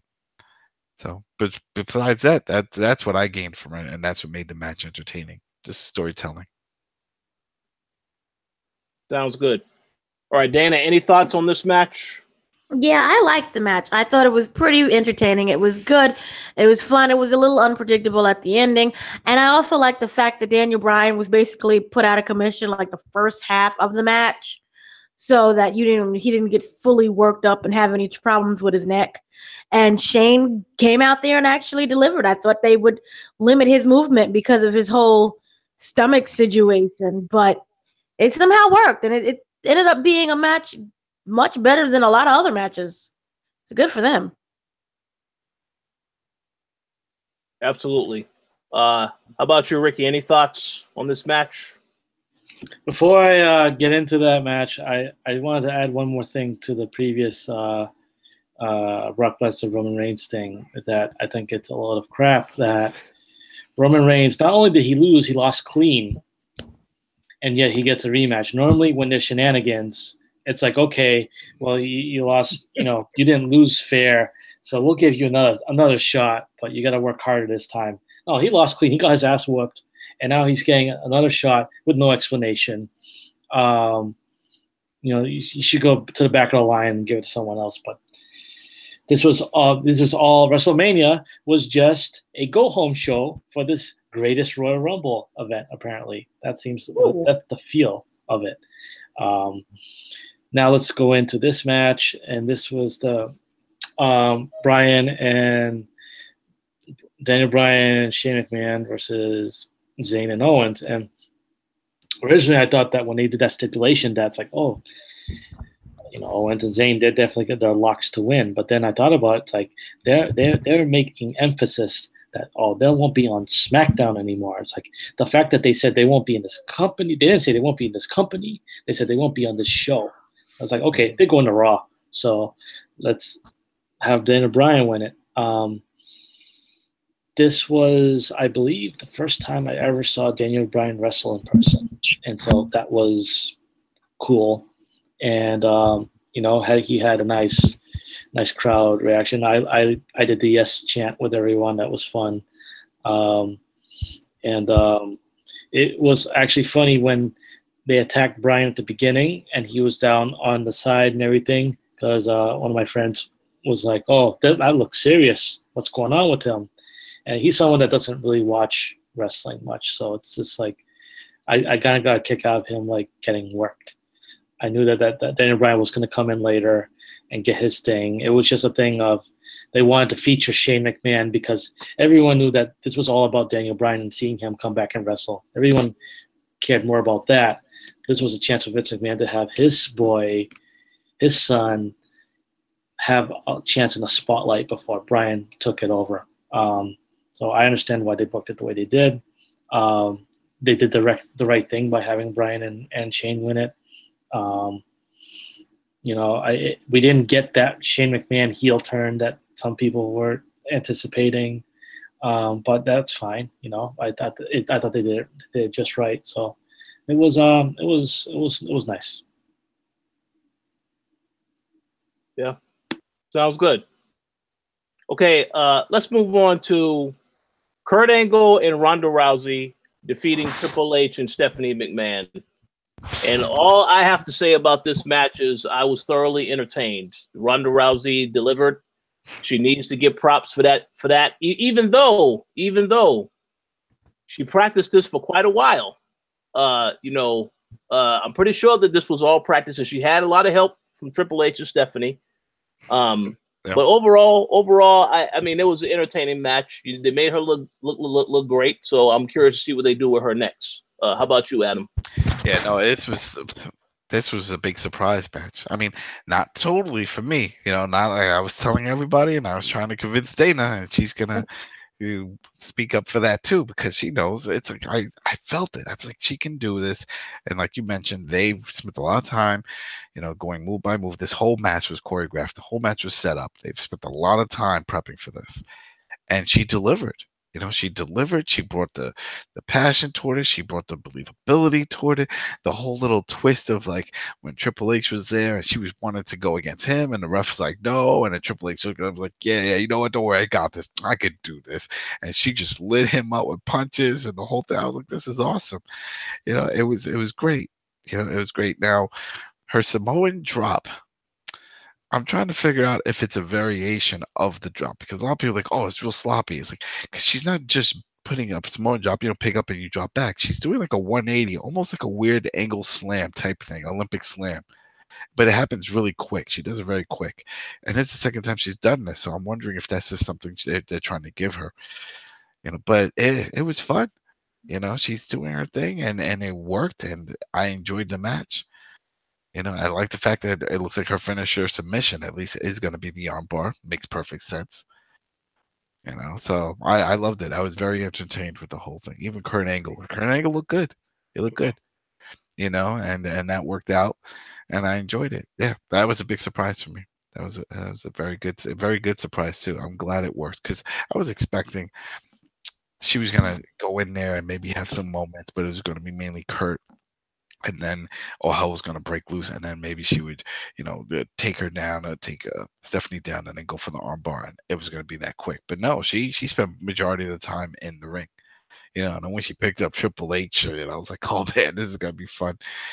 She really proving it. The only thing that I get concerned with is that if you get her too much into that mode where people start seeing that she can compete with the men and she can beat the men, they're going to have trouble when she's competing against some of the lower end women like Carmella and stuff, because like, you were kicking Triple H's ass not too long ago.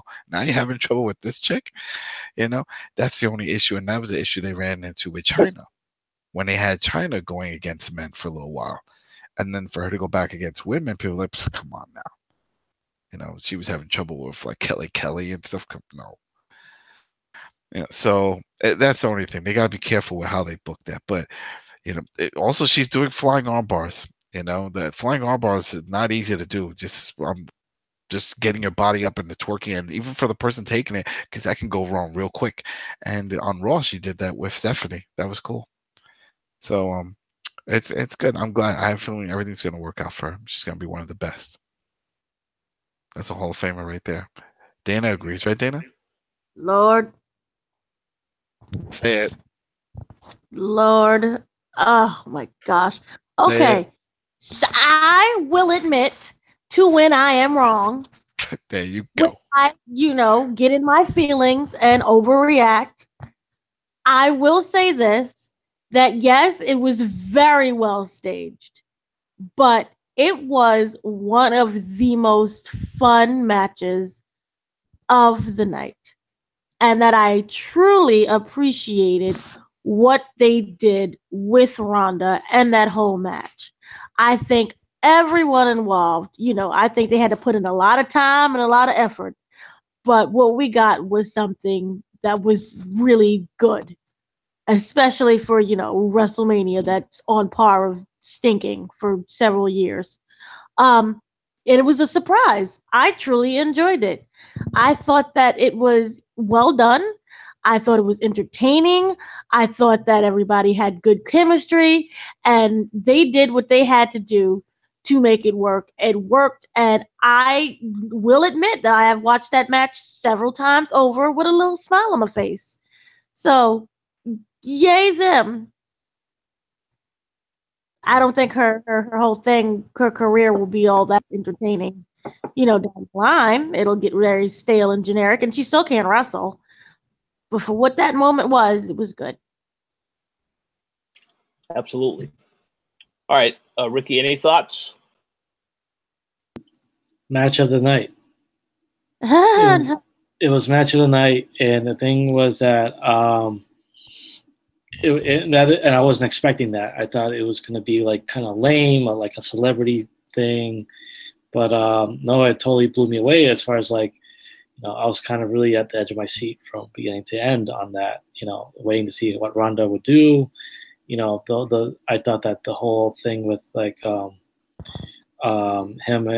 against Triple H was cool, and then even like Kurt Angle threatening to do the ankle lock on Steph, I thought that was funny too. Mm-hmm. That whole thing, like it was a really well done match, all things considered. It really, considering what I expected and what I got, it was just a big disparity. And it's like, but on the good end, it seems like everything else, like my expectations were high and what I got was lower. This was one that flipped the script, and it was actually, match of the night for me. And then one thing I wanted to point out was, and I don't know if this was a permanent promotion or not, but Drake Wirtz, who was an NXT referee, cut the call for this match. And like I know that his real name is Drake Younger. He used to work in the independents. He was a wrestler. He worked with Dean Ambrose back in CCW and everything. He officiated this match the same, and he also officiated the unsanctioned match at TakeOver. So if that's a call up for him, then congratulations. That's excellent. But that's just one of those things I noticed. But the mixed tag, just to put it real quickly, match of the night for me. Sounds good. Okay, and we finally have AJ Styles defending the WWE Championship against Shinsuke Nakamura, obviously beating Shinsuke Nakamura. I only have two things to say about this match. I did feel as though that they held back a little bit because obviously the intent is to extend out the feud further. And Shinsuke turning heel was absolutely fantastic. That's pretty much all I have to say about the match. How about you, Adam? It works. It's final. I mean, this is something that we're looking forward to because he was a heel in Japan. He makes a great heel. Everything about him is perfect for a heel. You know, his attitude, his cockiness, that's all stuff that a heel would do. You know, the and all that stuff. That's a heel thing.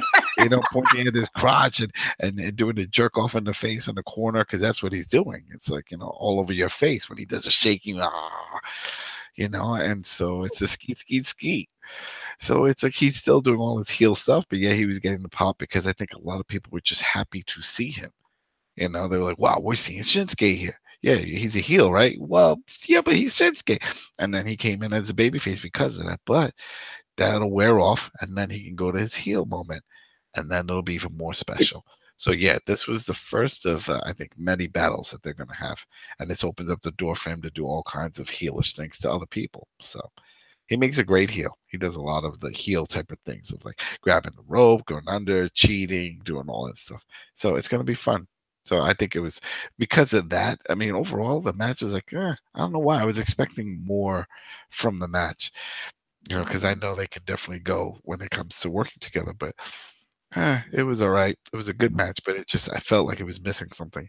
And then that ending, that was the icing. I was like, all right, now this is what I wanted. This makes up for it. Because he just going to towel on him, and he gives him the, you know, outside and stuff. It was awesome. So it's good. And I like this even on SmackDown after I think, I don't know what happened. I just lost my mind. I don't know. And that was perfect. It's like, oh, I don't know. You know, I love that. I was like, see, there you go. Perfect. Now this is what we like. This is a Shinsuke that I think everybody can enjoy. So that'll be fun. Yeah, absolutely. All right, Dan, any thoughts? Oh yes, this was just great. That ending, that whole heel turn was just, I think it was worth the entire pretty lame match. I loved everything about it. Only thing that was missing is that on what was it, SmackDown, we didn't get like the strippers. Anyone knows if they watch, what was it, Wrestle Kingdom 10? He has strippers. Yeah, it's gross. I don't think they're ever going to do any of that stuff, though. I know, I miss the Attitude Era, but still.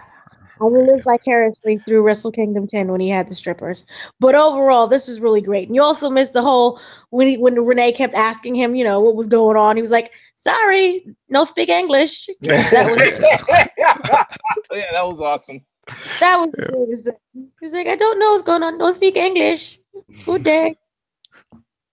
Yeah, I'm very sorry for what happened to AJ Styles. And then he winked that. I'm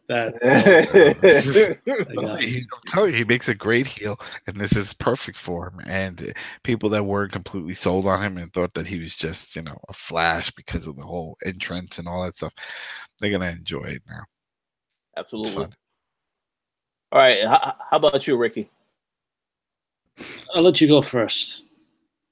Oh no, I already went because I do have something to say afterward. No, I've already went. It's just okay. What are your thoughts? Okay, so before I go into that, let me share this real fast.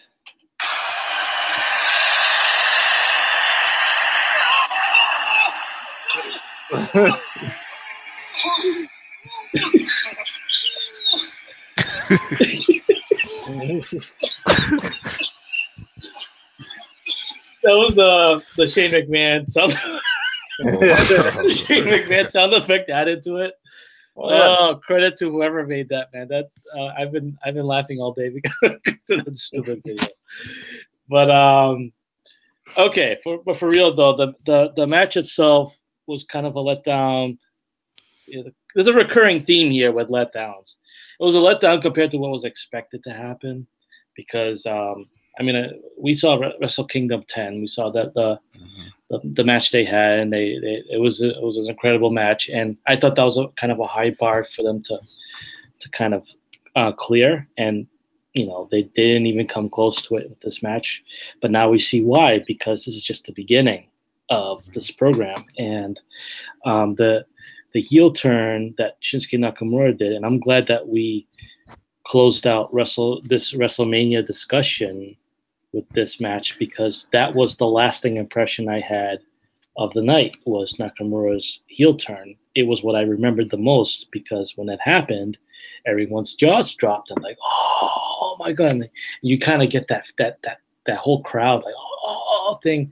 And it was awesome. Like I enjoyed it. And then like, it's funny how fickle the fans are, because, there was that shock, and then they were doing yes chants briefly while Shinsuke Nakamura was kicking, AJ Styles out of the ring and whatever.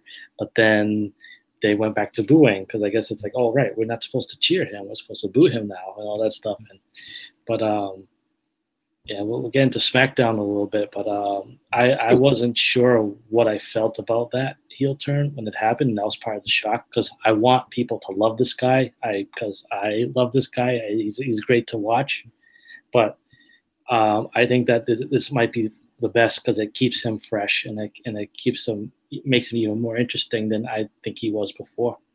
But the match itself did not live up to my expectation, but I could forgive it because of the shocking ending, and because this is really not the ending, but this is really the beginning.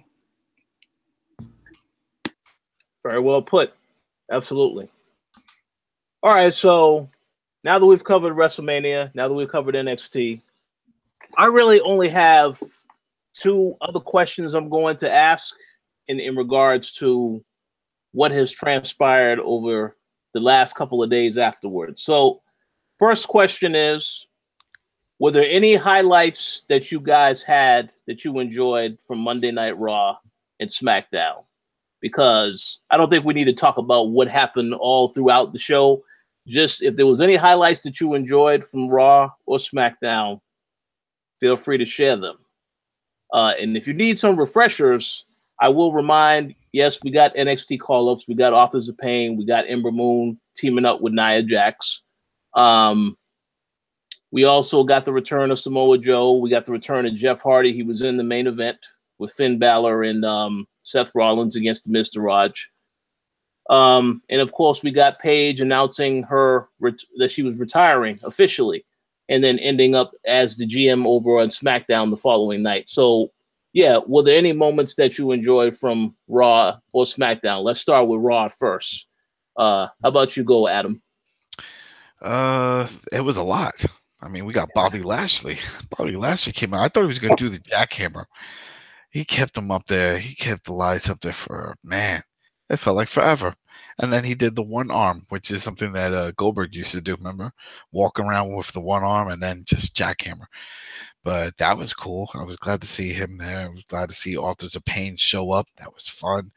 No Way Jose showing up was a big surprise, because I just thought he would be perfect on SmackDown or something. But, hey, he's going to be on Raw. And I still don't like his finisher. That punch, sloppy. I don't remember about sloppy. But, he came out. He did his thing. Samoa Joe coming back. That was fun. That was also good. We finally got closure with Paige. That was great to finally end that, because her coming down with the other girls was pointless every time. Because just tell people you're hurt, you can't wrestle anymore. What are you doing? But she came out and she retired and did that piece. That was it. And of course, Roman Reigns, doing the poo-poo face and all that stuff. And I just don't get it. When he said, every time you put me in, you got to know eventually one time I'm going to beat him. that doesn't sound great. And none of that makes sense because even if you do, people still count how many times he beat your ass. So you have to catch up, and you never will. And that's the problem with all of this is that yes, they're gonna give him the belt. Okay, he's gonna come down. People are gonna boo him even harder. He's gonna constantly get booed until he drops that belt. And he'll probably, who knows? I don't know how long he's going to keep it, but I don't think it's going to be a long time out there. He's going to pull a Brock and have it for the year. I don't see that. I see, if anything, Joe will get it before that if he could stay healthy, if everything is legit, because it looks like they're building with a program. And I remember hearing before that they had big plans for Joe, before he got hurt, as one of the main guys. And now they want to just expedite that. They want to move that forward. So, because he's great on the mic, he can sell a fight. So, what's it? I remember one time he came out when he first started with them, and when he was goofing on Roman, he's like, "Well, yeah, I'm probably the only Samoan here not related to The Rock." He said something like that, but it was funny when he was starting that whole feud with Roman when they did that for a little bit. But it should be good. But besides that, Raw was entertaining. And then, of course, that mention with Owens and Sami Zayn and with Kurt Angle, and like, oh, I only have one spot open, but I heard TNA's hiring. That was just hilarious. That was the highlight for me. That quote. Yep. Like, oh, damn, burnt them there. And you saw TNA, their official Twitter was like broadcasting, yeah, Impact and this and that, mentioned on WWE. They were just hyping that up. They were like, yes, we got some promotion, but it's a counter promotion, because then it's like TNA, and if somebody looks it up, they'll see TNA is no more. It's now Impact. It's something completely different. Mm-hmm. But yeah, that I found that funny, because I'm like, damn, that I know that's not off the cuff, so they must be working some kind of deal. And I know that they worked a deal for other things, like you mentioned, Dana mentioned with the getting the matches and stuff like that for the Broken gimmick. And I think after when that DVD comes out, I think that's when we'll see the change from Woken to Broken. I think they'll wait for that DVD to come out.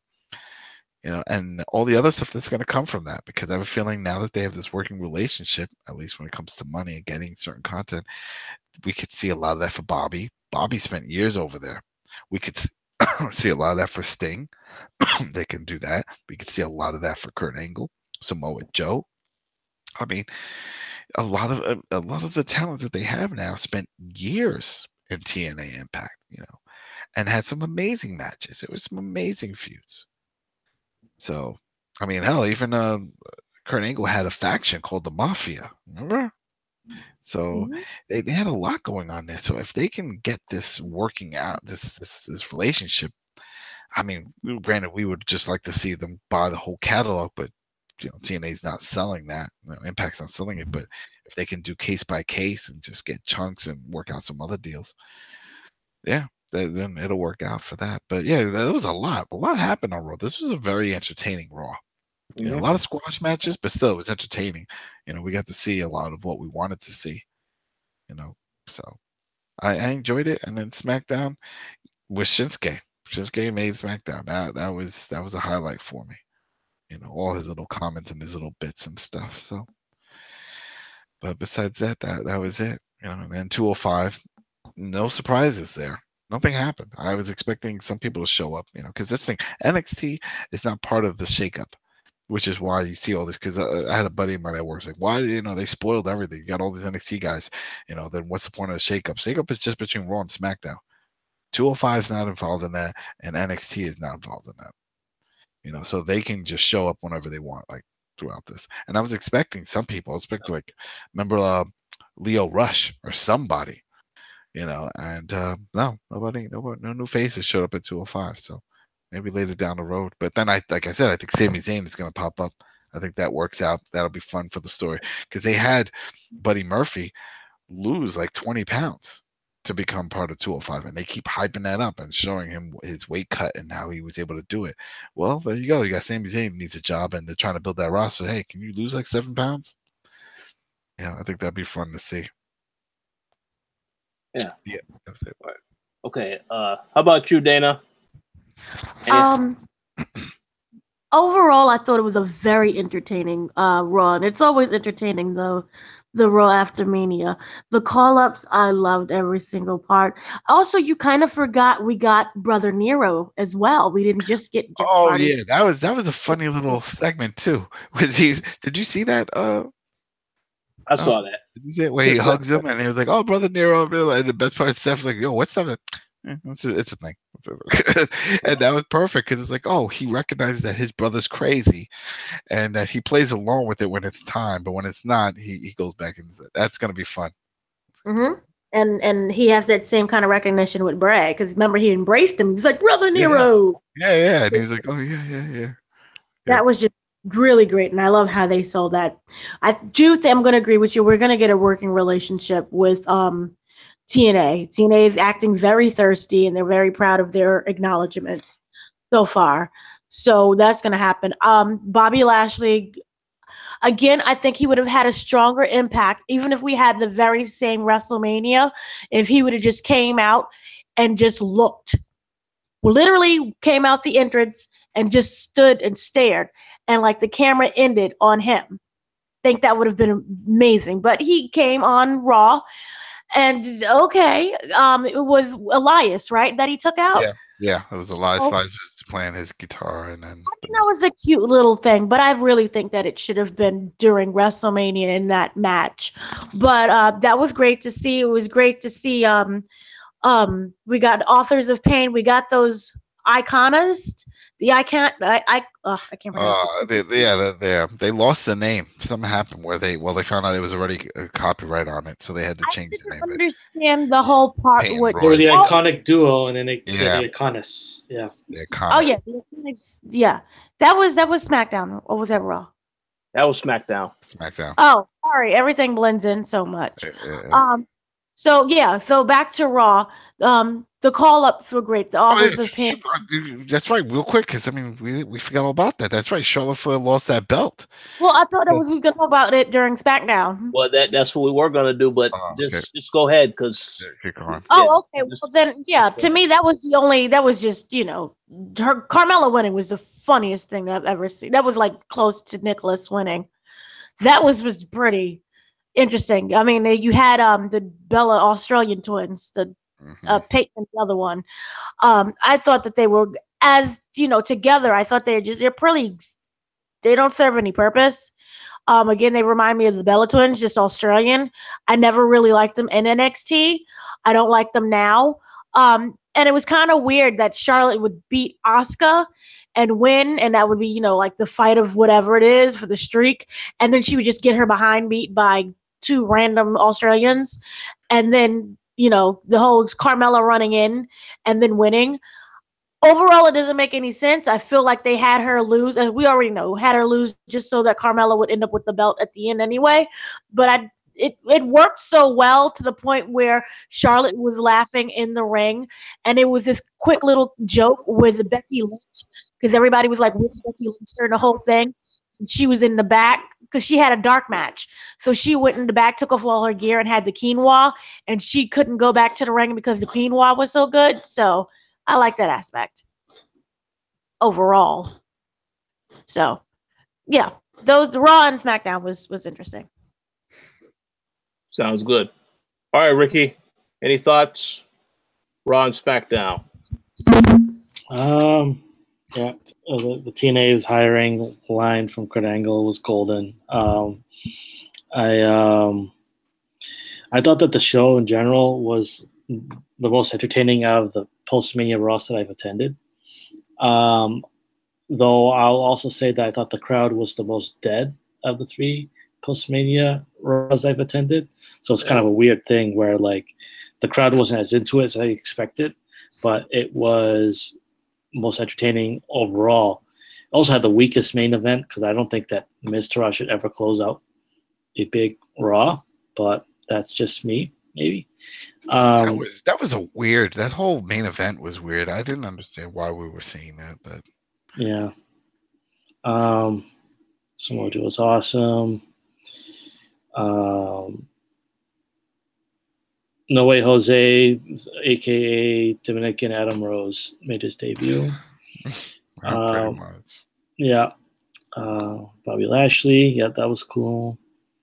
Authors of Pain, ditching Paul Ellering. That was kind of sad. That was. I felt sad seeing that, but I understand. It's like he's too old probably to be touring with them. So I wonder if he'll get a new manager, maybe a different Paul. I think they might need one, but we'll see. I guess they'll try to see how they do without anyone before they. Paul Ellering maybe go back to NXT. Maybe if he wants to, he could build up the War Machine. I'm not calling them the War Raiders. It doesn't roll off the tongue. They're the War Machine. They're War Machine. SmackDown. I felt kind of bad. Like I tried not to watch it until afterwards because like I was busy hanging out with my friends that night, and I didn't go to SmackDown. I just missed out on witnessing a cash in, so that's unfortunate. But I had that spoiled for me. But it was like okay, I guess instead of having her cash in, changing the rules and having her be able to cash in on Raw, on Nia, they're doing it this way. And I would rather she had cashed in on Charlotte than Asuka. I thought cashing on Asuka would have been dumb. So it's like, okay, fine. If you're going to end the streak, I'd rather Charlotte end it than Carmella. But SmackDown was really, for me, all about Shinsuke Nakamura being the fucking man. He is so good. And, his promo and then beating up Bryan and AJ, had to figure that he was going to interfere that. That was great. A disappointment was Randy Orton burying Rusev. And doing that, it's just, I don't know what the hell they're doing. No, I don't think they. Well, see, he's not the. You know what? He's so far buried that we're forgetting all about him. Bobby Roode is in the same boat, and it's sad because nothing is happening with him. It's like he's in that match, but no one cares. He had the belt. It didn't seem to make a dent in that whole storyline, and they took the belt off of him. And it's just like, what are you doing?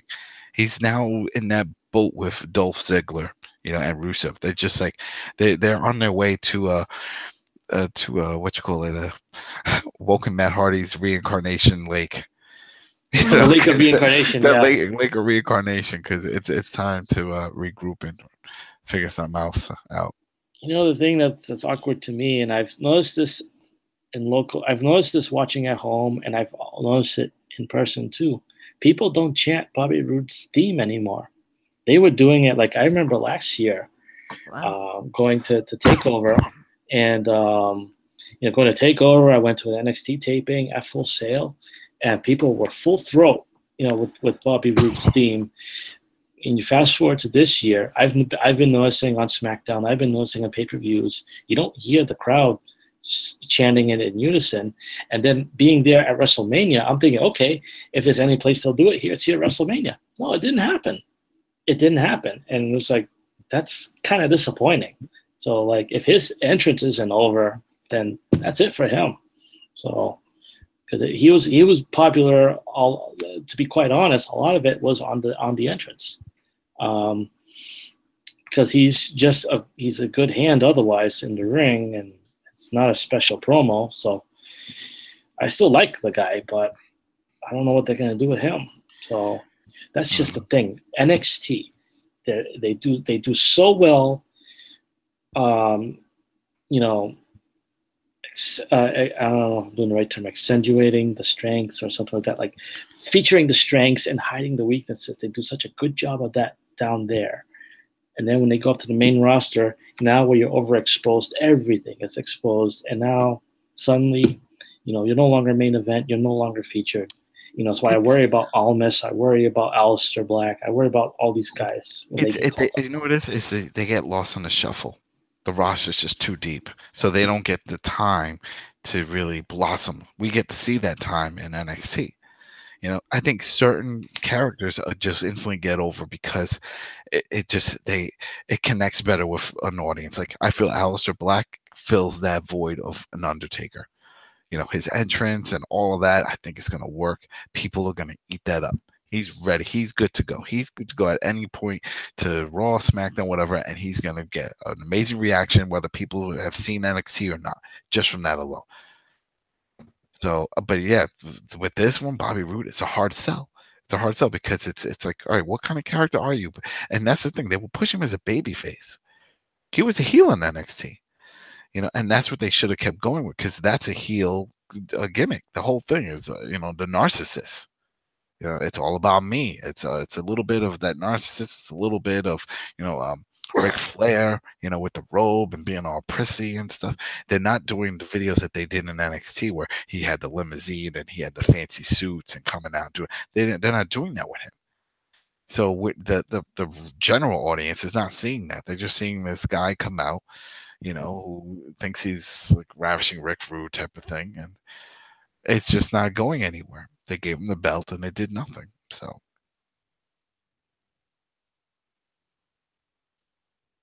I was just gonna say really quickly, what's up with Drew McIntyre? He's good to go. I don't know what happened. Maybe he's part of the shakeup. I wouldn't be, because remember the shakeup also introduced people, and they had people come and it's like, oh, guess who's back and this and this and that, and then they can easily just say that, poof, he's there. So I can see he's good to go. I could see Kaz coming back into the fold through the shakeup. Because the shakeup is not going to be like the draft. The draft, we had to know. Remember, they had the cards and blah blah blah. And they tried to make it like Well, the draft they did like from top to bottom, and now it's just kind of a shuffling of the cards. Yeah, they can show up. This is really, but like if you remember that, like the when they originally had the draft back in the 2000s, it was the same thing where it's like, okay, Raw and SmackDown already have their rosters, which is just now a matter of one brand poaching talent from another. And so it was really kind of like trade-offs, but they called it a draft. Now they refuse to call it draft because Vince McMahon is being weird again. He doesn't like the term tournament, and he doesn't like the term draft. So now it's an eliminator, and it's a shake-up. So we'll see. We'll see what happens. Yeah, I just hope that something else happens with it that makes it interesting. At least for 205, they need to get some more people. There's plenty of guys that can go there. Hell, I could see Finn Balor going to 205 just for a little bit. Whoa. Yeah, no, I could. Buried. Whoa. No, I don't think it's buried. I don't think it's buried if you sell it the right way to the guy. I mean, think about it. It's like, hey, we can put you in the top spot. You're going to have all these main events. We're going to do all kinds of stuff. You have Triple H. You already worked with him in NXT. You know what he can do. What do you say? And if it doesn't work, come back up. I think it can work. And I'm just thinking, because remember, 205 is all about, like I said, 205. It's a weight. They're linking it to the weight. They never used to do that. Before, cruiserweight was just anybody who's a high flyer. Now it's a weight. So, he's a little guy. He's little. So, Rich, I'm thinking that we could probably segue this into a superstar shakeup prediction. That's what I was going to say. I was going to let you guys finish first. I'm done. You can go ahead. So, my final question of the night was going to be, what are some changes that you expect to happen in regards to the superstar shakeup? So which wrestlers do you expect to make a move? I know I have a few in mind, but I'm not going to go first. So since you already started, Adam, why don't you continue? Who you think is coming to Raw? Who you think is going to SmackDown? Vice versa. I think Finn will leave. Maybe Seth Rollins. Definitely Seth Rollins. I think Seth Rollins is going to SmackDown. I think Drew will go to Raw. Drew McIntyre, we're going to see him pop up. Bobby Lashley, most likely will stay on Raw. If they even announce, because that's the thing, they don't even really announce it. Because remember, you have to go on their website and they show you all the rest of the stuff that people got moved around. But we're only going to see certain people. I feel like a lot of the same faces. Maybe Bobby Roode. I could see Bobby Roode going to Raw. And then maybe when he goes to Raw, they'll make him a heel because he's run his course on SmackDown. Same thing with Rusev, but his whole situation is bizarre with all that, what they want to do with him. So who knows? There's certain people that are not part of this. they get to go wherever they want. It's just John Cena and Undertaker, so we never have to worry about them. They do what they have with that too. For the big ones though, the Kevin Owens is going to be an interesting story. Let's see where that goes. Sami Zayn, I'd still say 205. I think that's the thing. They're calling SmackDown and this one, but and Raw, but 205 has to be linked in that way somehow. They have to do something. I don't see anyone coming up, but I can see people going to it. They need to fill out that roster because it's kind of empty. Some people are still hurt. So No Man Dar, remember him? He was like of the Vivica Parks. Remember that? That guy's been out for almost a year. Yeah. So we know Shinsuke's not going to go up because he's doing a feud with AJ. But a lot of people thought AJ was going to go up, at least to Raw. That everything was pointing to that after this, right? We thought he was going to lose the belt, and then Shinsuke was going to have the belt and then he can go, but that's not happening. Daniel Bryan. I can see Daniel Bryan going to Raw. I can see that as a big thing because he's got all that momentum and the way Vince sees momentum is like, oh well, all the big momentum has to go to Raw. Remember that was the whole thing that ruined the SmackDown before when they had that momentum and he took all the big talent and just put them on Raw with the Miz and all that stuff going on. And then plus the Miz is on Raw, so they can do that feud. They can actually wrestle, Daniel Bryan and the Miz and go through that whole thing. They could really finish that stuff that started off on the SmackDown Talking Smack. And Roman Reigns going to SmackDown would be fun too. I think that would be fun. Is it going to happen? Probably not, because he's going to get the belt, and that doesn't make sense. But then again, you see, that's the shit that bothers me with this whole shakeup, because it's like, well, you know what's going to happen. They really know. I mean, we all know it's all a predictable show, but it's like it's a double predictable because then you're setting these matches up so way in advance, title matches and this and that match, like with the bar. And isn't it isn't it a title match also for the tag belts or something over in Saudi Arabia? They said it's like 9 titles on the line. Yeah. Both shows have the tag titles are going to be on the line. Yeah, I could see that. I could see maybe the bar or someone going down. I mean, going to SmackDown. I'm saying up and down, but that's because I just see Raw at the top of SmackDown. So, I don't know if we'll see any more NXT raids. I think they've taken enough. I don't know if we'll see any more of that for either brand. But yeah, the big names I see moving would be Finn Balor and Seth, and that's it. And Bobby Roode.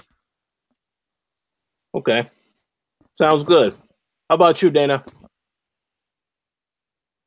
The whole thing was just, let's see. I want to see, well, I'm happy Ember Moon, they already did her. I want to see, sugar fart. I think it would be hilarious if Brock went to SmackDown. And so it would take the heat off a little bit, but I know he can't. But maybe he can. Because he has that weird contract where he can basically do whatever he wants. But other than that, I would like to see. I wonder if New Day is going to stay, and I say that because of Paige. So New Day would be great over at Raw, and then they could switch. Let's see. They can bring up. There's an. No, they already did Authors of Pain. They can bring up somebody to go on SmackDown, but they just have to. I see New Day switching. Hopefully a breakup as well, but they have to get rid of New Day. So, yeah.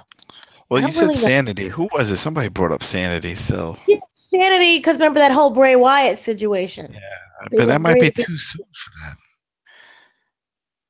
See, here's the thing. I don't know how many people watch NXT, so it may be weird if Bryan is now the leader.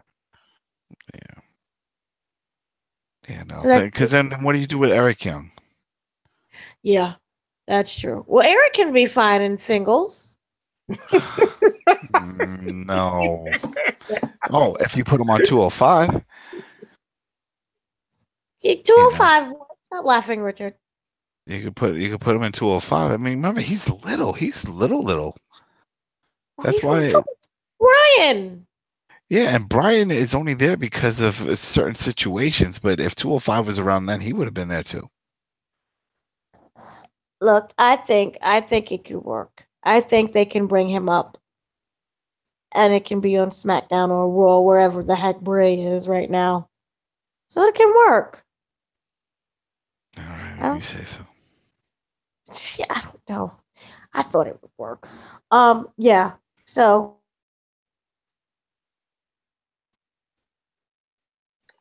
that's right. a lot of people. So what? And he also brought up a lot of the women. So yeah. No, I said that was it. Oh, I can't really think. Oh no, yeah, I was like. Yeah, no, I could. No? Yeah, I could hear. It sound like I heard something was up with the audio, but no, you're fine now. Oh, okay. Okay. That was it. Okay, Ricky, how about you? I don't have a whole lot of predictions, quite honestly. I'm going to try to let myself get surprised. I do think that there'll be a couple of tag teams that are split up. I think that they'll probably split up Gable and Benjamin. Could also see them splitting up. They could split up Titus Worldwide because they're not doing anything with them. They could split up Slater and Rhino. You know, they're not gonna. I don't think they're gonna shatter the world and shock the world and like split up the New Day. You know, that would be a big thing, but that's not gonna happen. Just as far as I can tell, I don't know if any major titles will switch brands or anything. I am going into this with very low expectations and just to see what it turns out. So I'm not thinking too much about it, quite honestly. And also I'm a little tired, so sorry about that. Yeah. Hey, we already knew what we're getting into. Going through all those WrestleMania matches. That's why I was saying, hey, it is what it is. So this is WrestleMania without the beer. Yeah, that's right. That's right. So I'm also going to keep mine relatively short because a lot of stuff that I said that was already said is I agree with. I do think Seth Rollins is going to go to SmackDown. And if he does go to SmackDown as Intercontinental Champion, I definitely expect Jinder Mahal to be moved to Raw as the U.S. Champion. Mm-hmm. I think Bobby Roode definitely is going to get moved to Raw, and I think that that's a good decision. If Drew McIntyre does get called up and appear on Raw, here's the thing: SmackDown needs more talent. And that was the one thing that I noticed when I saw SmackDown this past week. You know, all this stuff happening on Raw is great for Raw. But, you know, SmackDown is considered the B show. You need to put more talent on there so that it looks like it at least has a chance to be just as entertaining. So if Daniel Bryan does get sent to Raw, which I really do think is going to happen, because why would you have Daniel Bryan and AJ Styles, a huge match like that, if one of those guys wasn't going to get moved? So if Daniel Bryan does end up going to Raw, then yeah, SmackDown definitely needs some people. You know, I can see Seth Rollins going there. I can see Finn Balor going there. I can see a lot of people getting moved. And what Ricky said about having low expectations, yeah, I think it's safe to have low expectations. But I feel like if they really want this to be a shakeup, you really got to do some stuff to make it justifiable and match up with that name. So if they are able to split up New Day, that needs to happen. I mean, it needs to happen because like last time when they did it and they kept AJ Styles on SmackDown, you said, okay, because we all were worried AJ Styles was going to get moved. What's to say he doesn't get moved now as the WWE champion? But then that means the Universal champion would have to get moved. But I don't know. It's a lot of stuff that's complicated with that. So all I say is, you know, I'm going to expect some surprises. I won't get overwhelmed, but there definitely needs to be something to justify the whole name of a shakeup. That's all I got to say about it. And even if they don't announce Rusev where he goes, think of where Aiden English goes. So if you see Aiden English on Raw, then you have to assume Rusev, or else that whole thing's dead because he does his singing. That's true. That's very true. Yeah, well, Aiden English, maybe they'll keep them on SmackDown. You know, I mean, I have no idea what they're going to do. You know, obviously, there's other people too that are injured, such as Ricky's favorite wrestler, Dean Ambrose. I'm very curious to know if they're going to announce some of those people where they get moved. Not unless they show up, because who knows how far along he is, you know? Yeah, that's a good point. That's a good point. We'll see. They'll save him for a surprise return when he's fit. Yeah, absolutely. Yeah, I was just gonna say that when you were talking about Daniel Bryan, it reminds me that I hope that he has a program with Miz at some point this year. That feud is overdue. Yeah. Oh, absolutely, that has to happen. But we'll see. We'll see. Unless they move the Miz to SmackDown, and then Daniel Bryan comes out, and then they just do the feud there. So I think one way or another, between Daniel Bryan and AJ Styles, one of those guys is going to get moved. Because I think about the fact they made such a big deal out of their match this past week. To get it out of the way, yeah. Yeah. So one of those guys has to get moved. But unless they're trying to do a triple threat with Shinsuke Nakamura. Okay. So we'll have to see where that goes, because I'm sure Bryan has beef with Nakamura for that as well. Oh yeah. I hope they bring back Talking Smack, because they never should have got rid of that. I agree 100%. We'll see. But in any event, definitely looking forward to Raw and SmackDown this upcoming week, in a few days, actually. So we'll definitely talk about that, the fallout for that next week, for sure. But I believe that does conclude our show for this week. So, Adam, do you have any final shout-outs that you want to give? So to everybody that's listening, that downloads, and get involved, post comments, do the whole thing. We like the predictions. We're all fans. We all watch this product, so it's fun. There's plenty of wrestling going on out there. Lucha Underground also announced a date. They're coming back. Oh man, shit, I fucking forgot. Is it May or June? June? I think it's June 14th. I want to say June 14th. It's coming back. So, that's good. And then we got Jake Evans and Angelico. I think I'm saying it wrong. I'm tired. But the two guys that were part of Johnny Mundo's crew, and they quit. They asked for their release, and they were given their release. So that's going to be interesting to see where these guys go. And that's it. It's thanks a lot for just getting involved. And then we'll see you guys next week. Absolutely. Dana, any shout outs from you?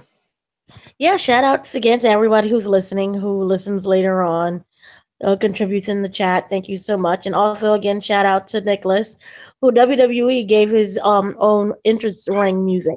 And he also did a photo shoot before relinquishing the whole belts. So that was cute. Memories. Oh, yeah. How about you, Ricky? Any shout outs? Yeah, I'd like to give a shout out to a fellow named Roberto, who I sat next to at TakeOver. He's from Philadelphia. Turned out to be a lot younger than I expected. He showed his age.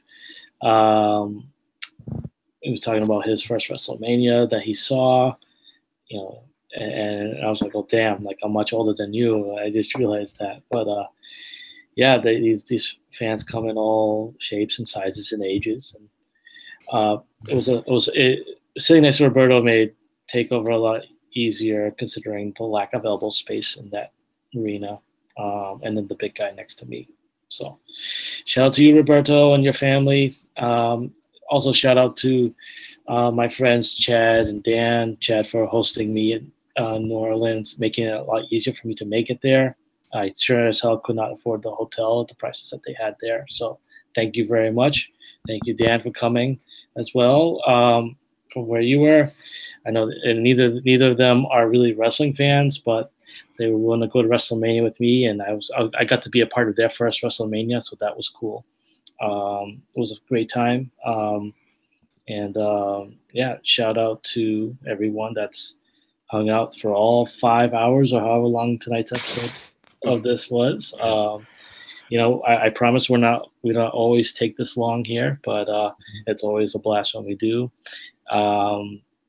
Keep tuning in, keep supporting the Koalition, keep supporting your local wrestling promotions, watch wrestling, watch WWE, have fun. It's all about fun. So, yeah.